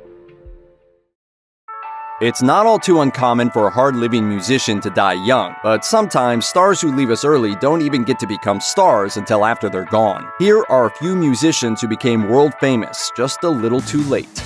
Bradley Nowell was the frontman for 1990s ska punk band Sublime. He seemed pretty sure the band was going somewhere, as he dropped out of college just 1 semester before he obtained his degree. At that point, Sublime had already achieved moderate success, and by 1994 they were negotiating with MCA for an album deal. For most of that time, Nowell was using heroin, which had started as experimentation and turned into a full-blown addiction. His excuse for taking the heroin was that he felt like he had to be larger than life. He tried to get clean in 1996 during the recording sessions for Sublime's self-titled third album. Then he tried to get clean again for the birth of his child, but then he decided he deserved a reward, and within a week he was addicted again. Noel died of an overdose in a hotel room on May 25, 1996, 7 days after he got married, 11 months after the birth of his child, and a little less than a year before Sublime's first #1 single. She was painfully shy, not at all glamorous, and much to the frustration of record company executives, impossible to pigeonhole. Eva Cassidy's 1998 album Songbird has sold 5 million copies worldwide, and it was certified platinum in the United States in 2008. By the time that happened, however, Cassidy had been dead for 12 years. Much of her music was released posthumously to great acclaim, but it was too late, of course, to be enjoyed by Cassidy while she was struggling to get by. Cassidy passed away at the age of 33 without a record contract. Her cause of death was a malignant melanoma that spread through her body. She had the melanoma removed in 1993, but she failed to follow up with her doctor in the months afterward. By 1996, doctors discovered that the cancer had spread. Cassidy immediately started on aggressive therapy, but it was too late. She died just 2 months later. Cassidy gave her last performance, a rendition of What a Wonderful World, less than a month before she died. Israel Kamakawiwo'ole, also known as Iz, was a sensation in his native Hawaii, but he didn't start to achieve worldwide recognition until the year of his death, when his album In This Life made it onto the top world music chart and stayed there for 39 weeks. Iz is probably most famous for his hauntingly beautiful rendition of Somewhere Over the Rainbow, which was featured in several movies and TV shows after his death in 1997. Several posthumously released albums continued to grow his fan base further. Like so many other musicians before him, Iz's vices ultimately led to his demise. He was morbidly obese for his entire life, weighing more than 750 pounds at one point. He ultimately died at the age of 38 from respiratory failure. Many musicians who died young succumbed to drugs or inner demons, but occasionally there are artists who die due to risky behavior. That was the case for Jeff Buckley, who drowned in the Mississippi River. Buckley is probably best known for his cover of Leonard Cohen's Hallelujah from his first studio album Grace, released in the summer of 1994. He and his band toured for 3 years after that, and as a result, the album had some moderate success with fans and critics. By 1996, he was working on his second album. En route to the recording session one evening, he and his friend took a detour to the Wolf River channel of the Mississippi River. Buckley got out of the car and jumped into the water, fully clothed. Buckley's dip turned out to be fatal. A passing boat sucked him into its wake and he never resurfaced. His body was found 6 days later by a passenger on a riverboat. 6 years after that, Rolling Stone named Grace one of the 500 greatest albums of all time. Robert Johnson was such a brilliant blues performer that some people literally accused him of making a deal with the devil. If that was true, though, it really wasn't a very good deal, because he died at the age of 27 without seeing any real success. Before that happened, he was making a living as a traveling performer, booking any gig he could find, mostly playing the same 29 songs he had written and recorded between 1936 and 1937. Johnson died in 1938, and although there's never been a definitive cause of death, it's likely he was poisoned. It wasn't until a couple of decades later, when his work was reissued, that he finally achieved the fame he supposedly sold his soul for, so he was probably pretty annoyed with the devil when it came time to pay up. Folk singer Nick Drake is well remembered for his stage performances, but not in a good way. Those who saw him perform recall an awkward, nervous guy who mumbled his way through his sets like someone who would rather be anywhere but the stage. If there was ever someone born before his time, Nick Drake was it. Take him off that stage, give him a trip forward in time and a YouTube channel, and he'd have been a star. Drake was made for the internet, but he was born 4 decades too soon. He was a creative mind without an outlet, desperate to share his work but too shy to do it. In his lifetime, he had a small following, and critics generally acknowledged his talent. Fellow musicians fell in love with his work, but he failed to reach a larger audience. He overdosed on antidepressants in 1974, and in 1999, his work was rediscovered by Volkswagen marketers. The car company used the song Pink Moon in a commercial. People who saw the ad liked the song, and pretty soon Nick Drake was on the Billboard charts 40 years after his death. 19th century French composer Georges Bizet was successful enough to marry his mentor's daughter, but not successful enough to avoid living in poverty. In 1873, Bizet was working on an opera called Carmen, which was based on an 1845 novel of the same name. It had an initial run of 45 performances, and it was hated by critics and audiences alike. All the seduction and thievery it depicted scandalized polite society ladies. By the end of that first run, the theater had to give tickets away because they couldn't convince anyone to buy them. Just after opening night, Bizet became ill. By the 33rd performance, he had had 2 heart attacks and died. 5 months later, Carmen moved to Vienna, where the critics felt differently about seduction and thievery. The show was a hit there, and it went on to become one of the most performed operas in the world. No one today would dare say that Johann Sebastian Bach was anything but a musical genius, but there was a time when he was merely respected. He had a long career with plenty of ups and downs. At one point, he was actually thrown in jail because Duke Wilhelm was annoyed at him for finding a new job, and later in life, he began to lose his eyesight, probably as a result of diabetes. He died from a stroke in 1750 at the age of 65, and his manuscripts were divided between his sons. It wasn't until a century later that anyone started to remember him. In 1850, there was a society dedicated to publishing his lost works, and musicians like Felix Mendelssohn and Robert Schumann were instrumental in bringing his music back to the public's attention. It's hard to believe there was ever a time when Bach's music was considered obscure. Even Albert Einstein allegedly had something to say about it. Listen, play, love, revere, and keep your trap shut. Can't argue with the words of a genius.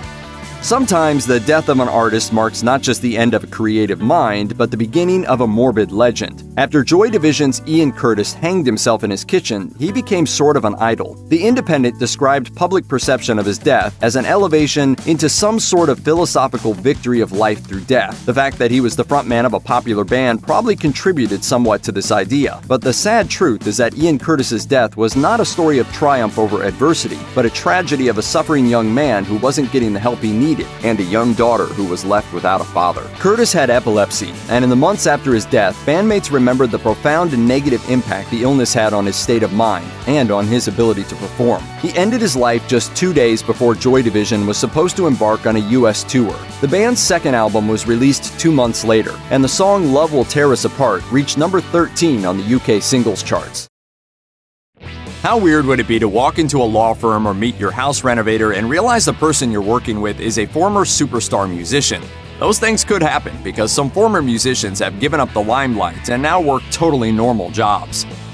Few rappers rose to fame as quickly as Vanilla Ice did back in 1990 when Ice Ice Baby was all over the radio and his album To the Extreme was #1 for 4 months. But it's also true that few rappers have gone out of favor as quickly as Vanilla Ice did. Between acting in his own movie, to his cameo in and theme song for a Teenage Mutant Ninja Turtles flick, to his follow-up album that yielded no hits and didn't even chart, Ice fell hard and fast. At one point in the mid-90s, he was left just dabbling in music while building a reputation as a competitive jet ski racer, before returning to the studio to make a rap metal album aimed at the Limp Bizkit crowd. But then Ice did something remarkable. He took some of those Ice Ice Baby residuals and invested in real estate. He became quite adept at buying properties, fixing them up, and reselling them at a higher value, a practice commonly known as flipping. To the surprise of just about everyone but Ice himself, he was really good at it. He became more or less a full-time real estate mogul and remodeling expert, creating his own company and even starring in his own reality TV series, The Vanilla Ice Project, on the DIY network. He still tours occasionally, but his hip-hop concerns take a backseat to his house-flipping responsibilities. You know, it's not so pimped out, but we pimped it out. We rock started out. I guess if a rapper's going to renovate a home, you have to do it that way. You have to showcase your skills. Neo-soul singer Erykah Badu has been a practicing doula since 2001, helping dozens of mothers deliver their babies either at home or in birthing rooms. A doula is a non-medical individual who provides physical and emotional support to mothers and their families during and after childbirth. Badu refers to her role as, quote, the welcoming committee, as she helps usher new life into the world and serves as a calming presence for mothers. She told Origin magazine in 2013, I started studying on my own, different techniques and the variables of what being a doula is about. I learned to originally be like water in the place that I was so that I could be a container for whatever they need. I love being of service in that way.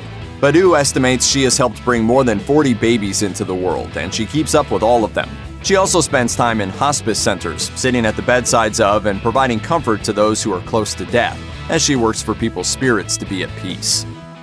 The 70s sitcom The Partridge Family was broadcast for 4 seasons in its initial run on ABC and has gone on to enjoy a much longer life in syndication. One of the memorable characters was Danny Partridge, the redhead preteen bass player who was always ready with a sardonic comment. For Danny Bonaducci, the actor behind that role, life was never the same after the show went off the air. He had infrequent acting jobs, got into trouble on occasion, and slowly adjusted to life as a former child star. In the late 80s, Bonaduce began a career in radio, signing on at WEGX in Philadelphia. In subsequent years, he moved around the United States, taking on work at various stations while still maintaining his status as a celebrity. Today, he broadcasts in Seattle, doing a morning drive time show on a classic rock station. He's been a staple there since 2011, and he says it's right where he wants to be. He told the Seattle Post-Intelligencer in 2011, "Seattle is the most beautiful city I have ever seen. The first time I visited, I thought someone put a major metropolitan city in the middle of Yosemite National Park. I can't believe I get to live and work here." In the 70s, Al Green was one of the most popular singers in the country. Hits like Let's Stay Together and Love and Happiness made him a household name, and virtually anything he wanted, like women, drugs, and other indulgences, was his for the asking. But fame and fortune weren't making him happy. He began to revisit his Christian faith to find some meaning in it all. Then, on one tragic afternoon, he was taking a bath when his girlfriend rushed into the bathroom and dumped scalding hot grits on him, leaving him severely burned. She then retreated to another room and killed herself with one of his guns. Green then retreated somewhat from the limelight, becoming an ordained minister and releasing a handful of secular records before abandoning popular music in favor of gospel for nearly a decade. In December 1976, he opened the Full Gospel Tabernacle Church in Memphis, and he has preached there most Sundays ever since. Often, regular church members have to share the pews with visitors who come for the experience of seeing Green preach. In 2016, he told the Houston TV station KHOU, "You might have to come on your vacation. We get a lot of that. Well, we say while you're here, why don't we do a little bit of Amazing Grace? It may help you along your way." In 1991, David Kelly was opening shows for national acts like A Tribe Called Quest and Arrested Development. Later, he joined the hip-hop group All Natural, with whom he would record 5 albums. And in 2010, he made a solo album, Polymath, which the Chicago Tribune named Independent Album of the Year. He went by the stage name Capital D, aka Cap D. A native of Chicago, Kelly is now known as the general counsel for the NBA's Golden State Warriors. He made the change from full-time rapper to part-time rapper and full-time University of Illinois law school student after getting married in 2000. After graduating, he joined a prestigious Chicago law firm, and 2 years after that, he joined the Warriors. In 2018, he told the legal blog Above the Law, "I always try to be more thoughtful than your typical rapper. Political stuff, racial issues, just the image people have of the black man or black people. I wanted to attack that. The image that black people have of themselves, I wanted to attack that." Kelly still dabbles in rap, but these days it's more of a hobby or a way to surprise new Warriors players who don't believe that their lawyer can spit a verse or that he once judged Eminem in a rap competition. And he's still putting out tracks, and it's great stuff. In the late 70s and 80s, Jeff "Skunk" Baxter was one of the most sought-after guitarists around. He played on countless recording sessions and incorporated his 6-string music into 2 of the era's biggest bands, Steely Dan and the Doobie Brothers. In the mid-80s, he became fascinated with how similar music recording technology was to the technology guiding the United States' defense systems. His neighbor, a retired engineer, got him interested in military-related publications, which turned into Baxter writing a paper on converting an existing military ship-to-air missile system into one for military defense. He didn't know it at the time, but his second career as a defense consultant had just begun. I started having a great music career and then started doing things for the U.S. government. Baxter has gone on to expand his knowledge into areas of counterterrorism, and he's regularly called upon to play the role of an enemy force in defense strategy war games. In these scenarios, he's known for his creativity and tactics that very closely resemble those in which enemies might engage. In 2005, he confessed to the Pittsburgh Post-Gazette, "I'm told I make a very good bad guy." Terry Chimes was a founding member of the great British punk band The Clash. He drummed on their universally acclaimed 1977 debut album, providing the rhythm and propulsion for songs like White Riot and Career Opportunities. He left after that record, but then he returned in 1982 to see the band through its greatest commercial moments. After leaving The Clash yet again, he drummed for bands as diverse as glam rockers Hanoi Rocks and metal icons Black Sabbath before giving up music as a full-time occupation. Chimes turned to healthcare, becoming a chiropractor in 1993 and going on to open 5 clinics in London. He estimates that he's provided patients with more than 250,000 treatments. He's an outspoken advocate for overall health and wellness, giving lectures and supporting charities that are likewise inclined. He told the BBC in 2006, "People say, how can you prefer treating patients to being on stage in front of 100,000 people? But if you can get someone healthy, there's a satisfaction in that which is much more profound." In the mid-90s, if you were a fan of British rock, you had to make a choice between either Oasis or Blur. The two bands seemed to vie for the top of the charts more or less constantly. There was some great music being made between both of them until Oasis broke up and the members of Blur spun off to do side projects, reuniting every few years to release new music together. Their individual projects were varied. Singer Damon Albarn, for example, formed the virtual band Gorillaz. Drummer Dave Rowntree went a different route as he became a computer animator and owner of his own animation company, flew planes, and went to law school and became a criminal lawyer. That last occupational shift was particularly telling of his interests. While at one point serving as a temporary paralegal, he told the legal blog Above the Law that he was fascinated by the trials he covered. He has served as a solicitor, which is someone who provides advice to clients, drafts documents, negotiates, and prepares cases for trial. In 2017, he was elected to the County Council in Norfolk, England as a member of the Labour Party. At the peak of their fame, the Jonas Brothers released platinum albums, packed arenas, and even had their own TV show. When they split up in 2012, Kevin Jonas stayed busy as the star, along with his wife Danielle, of the reality series Married to Jonas, which documented the couple's domestic life.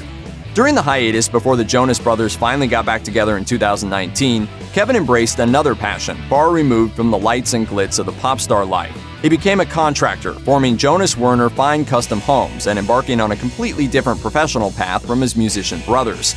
This isn't simply a hobby or a passing fancy for someone with too much time who would rather be doing something else. Jonas told the New York Daily News in 2014, "I've always looked at everything I do as a business, including the Jonas Brothers. I like to get my hands dirty. I've been blessed in my life where I get to say, you know what, I want to do this." Who's next to design their landscaping? In sync? Let's get Lance Bassin on this.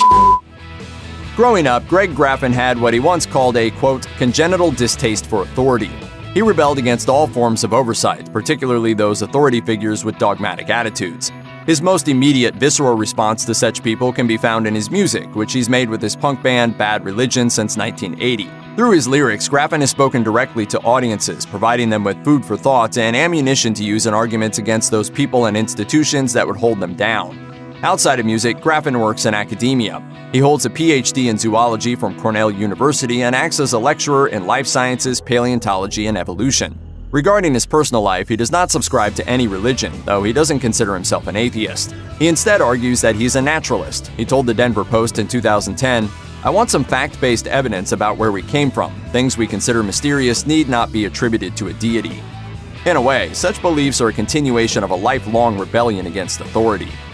And today, at punk rock shows, you see just as many students as you do music fans. Many of them, like myself, are both. They say that rock and roll will never die, but playing it on stage could very well leave you with lots of aches and pains that will nag you for the rest of your life. The same goes for other genres as well. Just ask these legendary rockers, pop stars, and other performers. The music biz is dangerous. Prince's bad hips.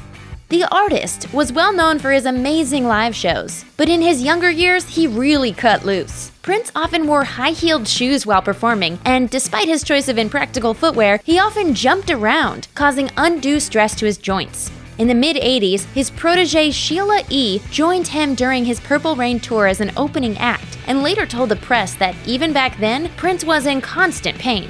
In the years that followed, he was sometimes spotted limping or even riding a motorized scooter to get around while out on tour. He was reportedly using opioids to manage his chronic pain during his later years, and his reliance on drugs got so bad that he turned to addiction specialists to beat his habit mere days before his body was found on April 21st, 2016. Frank Zappa and the wheelchair.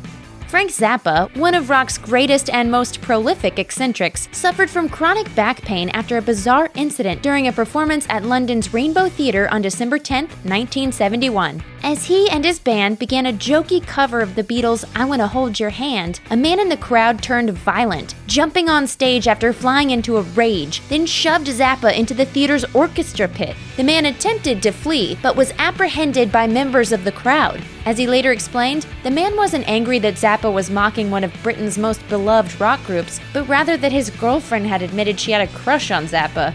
The incident landed Zappa in a wheelchair for almost a year, and reportedly, his crushed larynx caused his voice to drop an octave. Patti Smith's pain in the neck. Many performers have fallen off stages over the years, but luckily, most escape with nothing more than a bruised ego. Unfortunately, that isn't the case for everyone. I think I really broke my leg. Just ask Patti Smith, who teamed up with Bob Seger and the Silver Bullet Band for a show in Tampa in 1977. Smith was known for her wild performances back then, which often included lots of twirling. But for this show, the stage crew didn't leave her with much space to work with, so she made do with what little room she had. But when her foot hit a stage monitor during the show, she was sent tumbling over the side of the dimly lit stage. Smith fell 15 feet into the orchestra pit, broke vertebrae in her neck, and fractured her spine. She still suffers from neck pain, but as she told the Houston Chronicle in 2012, "It's nothing I can't live with." Adele's delicate vocal cords. In 2017, after the second of 4 shows in front of audiences of nearly 100,000 fans at London's Wembley Stadium, Adele realized something wasn't quite right. She had struggled during the first 2 nights and kept having to clear her throat. She saw her doctor, who told her she'd badly damaged her vocal cords and should cancel the last 2 shows at Wembley, which were meant to serve as the finale of her record-setting tour. Sadly, she'd experienced a similar problem when she suffered a hemorrhage after singing live on a French radio show in 2011 and underwent a very risky vocal cord microsurgery. As a result of this latest unfortunate incident, it's uncertain what the future holds for Adele's touring career, which she had already considered permanently retiring anyhow. MJ's migraines and back problems. The king of pop was a legendary performer, but 2 onstage incidents left him long-lasting injuries and pain. In January 1984, while performing on stage at the Shrine Auditorium in Los Angeles for a Pepsi commercial, he was dancing along to his hit single Billie Jean when he got too close to a pyrotechnic display, setting his jacket and hair on fire. Someone ran onto the stage, threw him to the floor, and extinguished the blaze, but not before he sustained 2nd and 3rd degree burns on his face and scalp. He was also left with a series of painful migraines that persisted long after his treatment was completed. Jackson suffered another injury in 1999 after falling over 30 feet while performing Earth Song at a concert in Munich. He was raised into the air on a bridge that then unexpectedly dropped back to the stage. Jackson managed to get back on his feet and finish the show, but he reportedly collapsed backstage afterward. The incident reportedly left him with chronic back pain that often flared up when he was suffering from mental or physical stress. Sid Wilson's foot woes. Sid Wilson, the turntablist for Slipknot, was once known for his crazy onstage behavior, which included being set on fire and doing impressive jumps off the stage and other structures. On July 9, 2008, the band was performing at the Rockstar Energy Mayhem Festival in Auburn, Washington, playing their newest single, Psychosocial, for the first time in front of an audience. Wilson jumped off a platform on the back of the stage while wearing a 40-pound costume and landed wrong, shattering both heels. It put him in a wheelchair, but that didn't stop him from continuing to play. I've been continuing the tour with broken heels. He continues to have occasional foot trouble though, most recently in 2015, putting an end to many of his onstage antics. Enrique Iglesias versus the drone. Grabbing drones while they're in mid-flight is dangerous. Spanish heartthrob Enrique Iglesias learned this lesson the hard way when he grabbed one equipped with a camera during a performance in Tijuana, Mexico on May 30th, 2015. It was a big mistake, even though he'd done this during prior shows. That night, his hand got a little too close to the drone's spinning blades. They sliced open one of his palms, fracturing his hand in the process. Iglesias wrapped his hand in a t-shirt and left the stage. He later had reconstructive surgery, but told Univision that he no longer has any feeling in one of his fingers. When you reach the peak of musical perfection, there's always someone out there who wants to drag you back down, and in some cases, bury you 6 feet under. Here are some musicians who were almost killed.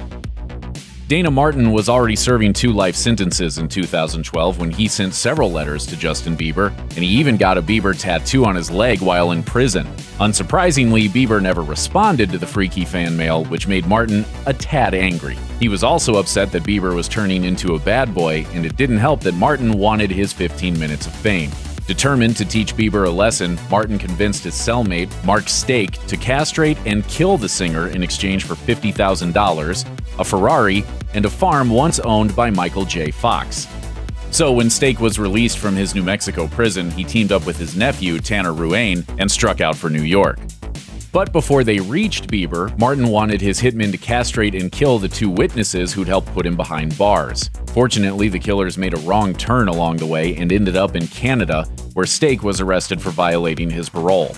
After officials found a sketch of Bieber and some hedge clippers in Stake's car, the whole plot fell apart pretty quickly. Martin eventually pled guilty to 2 counts of attempted murder.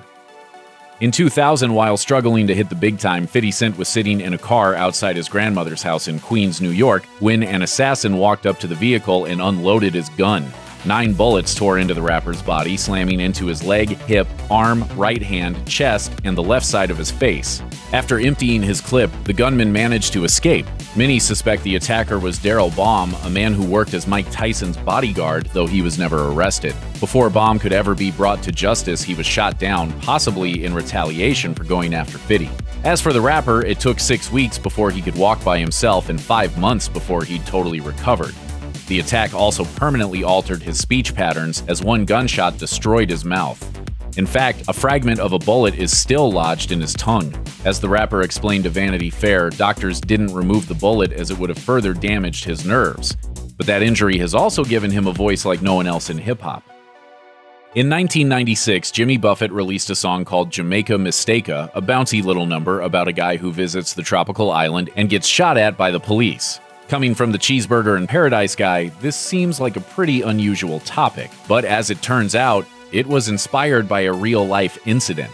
Just a few months before releasing the song, Buffett was flying aboard an old World War II plane headed for Jamaica, hoping for a little rest and relaxation. Also on the plane were Chris Blackwell, the founder of Island Records, plus U2 lead singer Bono and Bono's wife and 2 young kids. Crazily enough, Jamaican authorities misidentified their craft as a drug smuggler's plane, so when it touched down, the cops opened fire. The trigger-happy gunman shot around 100 bullets, forcing Bono and his family to dive for cover. Fortunately, nobody was hurt in the chaos, and the Jamaican authorities later apologized. But Bono didn't stick around long enough to hear anyone say they were sorry. When the gunfire stopped, the rocker and his family flew straight back to Florida, relieved to have escaped with their lives. You know, what was going through your mind when the Jamaican government shot at your plane? Ducking.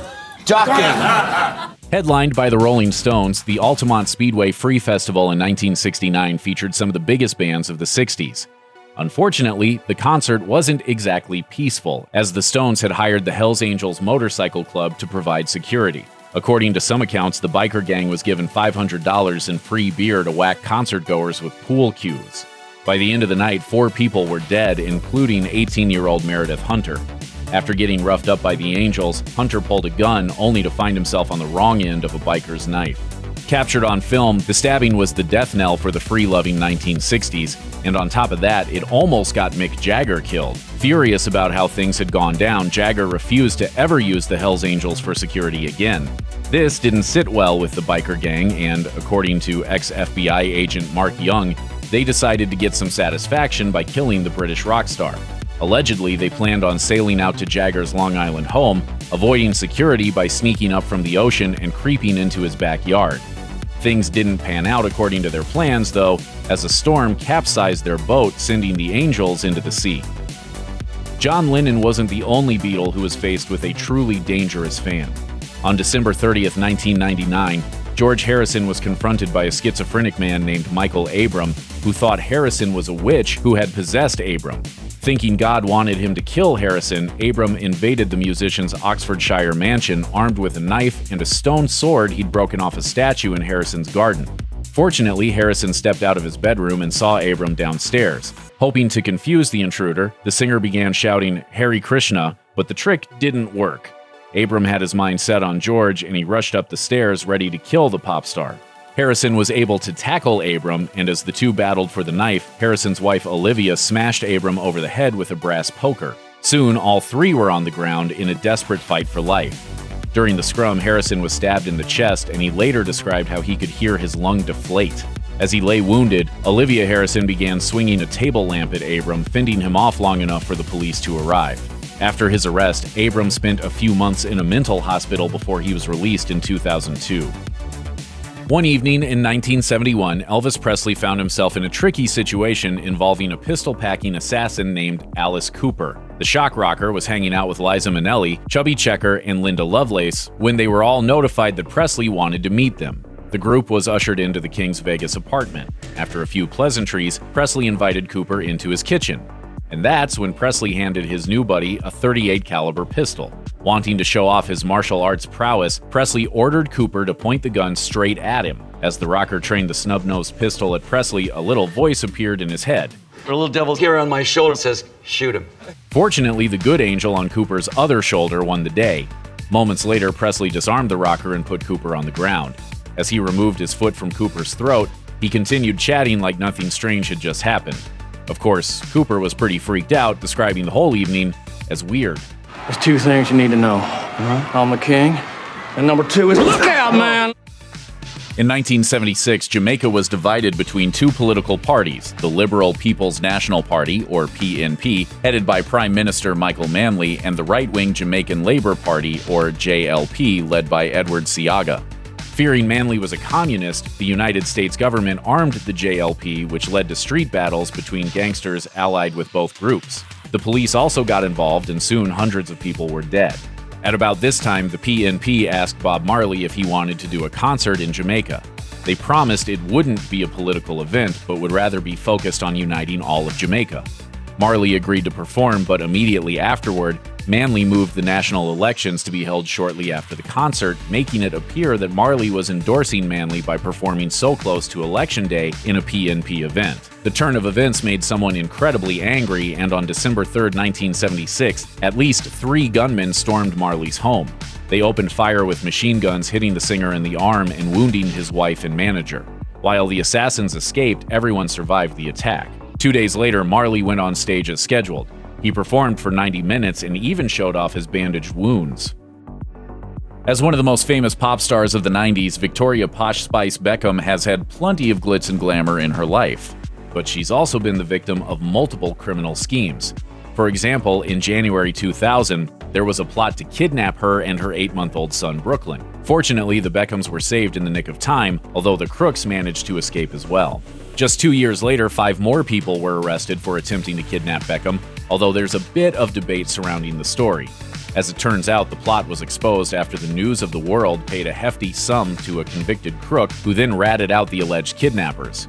Thanks to this revelation, the 5 people in custody were released. But perhaps the scariest incident occurred in March 2000. While rehearsing for a Spice Girls performance, Beckham was hustled to safety after a red dot suddenly appeared on her chest.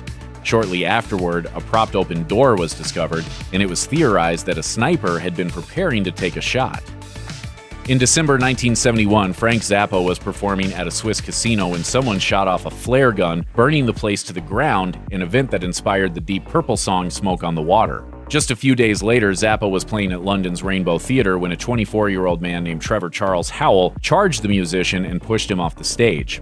Howell was upset because his girlfriend had a crush on Zappa. The rocker took a 15-foot dive into a concrete orchestra pit, a fall that fractured his ankle and leg, broke a rib, paralyzed an arm, pulverized his larynx, and put a hole in his head. Luckily, Zappa survived, but he was stuck in a wheelchair for nearly a year. When he finally got out, one of his legs was shorter than the other, resulting in chronic back pain. The smashed-up larynx possibly affected Zappa's singing voice, making it much deeper. The whole incident encouraged him to keep a bodyguard by his side at all times. In the 90s, a pest control worker named Ricardo Lopez was obsessed with Icelandic musician Björk. He created art in her honor and detailed in his diary about how he wanted to become her best friend. He also wrote down his thoughts about killing himself and others. No deranged fantasy lasts forever, and in 1996, the 21-year-old Lopez was shocked to learn that Björk was in a relationship with the English musician Goldie. Lopez was incensed that his beloved singer was dating, so he then began working on a plan to punish her. The plan was to mail a bomb from his Florida home to Björk's London residence. On September 12, 1996, Lopez put his explosive package in the mail. Then, after painting his face with red, green, and black paint, he shot himself on camera as Björk music played in the background. Authorities found his body days later, and the bomb was stopped before it arrived at Björk's doorstep. Music and television changed forever in 1981 when MTV began by playing their first music video, Video Killed the Radio Star by the Buggles. This is what it was really like to be the first music video on MTV. By the mid-1970s, work-for-hire English bassist Trevor Horn had moved into production and opened a studio. He was tasked with putting together a touring band for his girlfriend at the time, pop singer Tina Charles. Keyboardist Jeff Downes auditioned, and they hit it off so well that he and Horn decided to form a band, bringing in guitarist Bruce Woolley. The three started jamming and writing music together. The third song they composed was Video Killed the Radio Star. Woolley soon dropped out, though, to pursue a solo career, so Horn and Downes continued as a duo. Horn told The Guardian, "I had this vision of the future where record companies would have computers in the basement and manufacture artists. With that in mind, they decided to style themselves as, quote, robot Beatles, and thus the Buggles were born." It took a while for the Buggles to finally get a record deal and release Video Killed the Radio Star, and the delay nearly derailed them, as their own cohort, Bruce Woolley, ended up recording his own version and rushing it to stores before the Buggles could get their single out. Luckily for the Buggles, though, Woolley's version failed to make an impact. The Buggles' attempt to get a record deal also paid unexpected dividends, as Horn ended up marrying Jill Sinclair, one of the executives who tried to sign the band. Eventually, they got a deal, but it still took 3 long months of work in the studio to perfect Video Killed the Radio Star before it was finally released in 1979. It was worth the effort. In September 1979, Video Killed the Radio Star spent a week at #1 on the singles chart in the Buggles' native United Kingdom, boosted by an appearance on the show Top of the Pops. Then the song hit big all around the world. Video Killed the Radio Star topped the localized pop chart in Ireland, Italy, Switzerland, France, Sweden, and Austria. It arguably did the best in Australia, where it not only hit #1 on the hit parade, but remained the most successful single in the country for nearly 3 decades. About the only place it wasn't a bankable hit was the United States, where it only reached #40 on the charts. But Video Killed the Radio Star would get a second chance thanks to, appropriately enough, Video itself. Though the Buggles lip-synced their hit on Top of the Pops, it wasn't their favorite thing to do, which is why the new idea of making a music video rather than performing live appealed so much to the group. Downes later told People, "We were not a live band, we were studio boys." So they decided to go all out with a shoot that cost a staggering amount for the time, $50,000, at a point where most music videos were just basic shots of the band singing. The Buggles, though, featured special effects, elaborate costumes, and even a cameo by future Oscar-nominated composer Hans Zimmer. One of the handful of pre-existing music videos MTV had in its possession when it began broadcasting in 1981 was the one for Video Killed the Radio Star. In retrospect, it seems like the obvious choice to kick off the channel, but program director Steve Casey said he had to fight for it. In the tell-all book, I Want My MTV, he said, "Nobody wanted to launch with Video Killed the Radio Star. They thought we had to play a hit. I said, nobody's going to be watching. It's symbolic." Casey's argument prevailed, and MTV Brass slated the video to be the first one it played. MTV co-founder Bob Pittman said, "It was too obvious not to do it. We didn't expect to be competitive with radio, but it was certainly a sea change kind of video." What was the video, in your opinion, that absolutely changed the game forever? The first one, the Buggles. Despite how famous Video Killed the Radio Star is now for being the first MTV music video, being featured on MTV didn't really help the band much. By the time MTV debuted in 1981, the single was 2 years old and had long since dropped off the charts. The boost wasn't enough to return it to the charts, and whatever bump it may have provided didn't seem to help sales on their next album either. Adventures in Modern Recording was released in November 1981, just 3 months after MTV began broadcasting, but it only managed to reach number 161 on the American Billboard charts. One likely reason was a lack of support from the band itself, because by this point, there actually was no band. Horn and Downes both joined the band Yes in 1981 for a single year. By 1982, Horn had become a full-time producer, and Downes was busy founding the supergroup Asia. The Buggles disappeared as quickly as they arrived. Though they only had one hit that wasn't even a hit in the US, the Buggles and Video Killed the Radio Star continue to have a long legacy, thanks in part to the song's association with MTV. On February 26, 2000, the channel celebrated 1 million videos with a special broadcast, the millionth video being, of course, Video Killed the Radio Star. That clip is so associated with big MTV moments that other channels have adopted the tradition. When millennial-targeted cable network Pivot launched on August 1st, 2013, exactly 32 years to the day after MTV's debut, it did so with an airing of Video Killed the Radio Star. And when MTV Philippines went off the air in 2010, it faded away with Video Killed the Radio Star. Since then, the song has received a second, less savory life as a popular TikTok meme, making it clear that the Buggles are going to keep killing it forever, something that's fine with Horn. It's a privilege to still be working it after all this time, you know.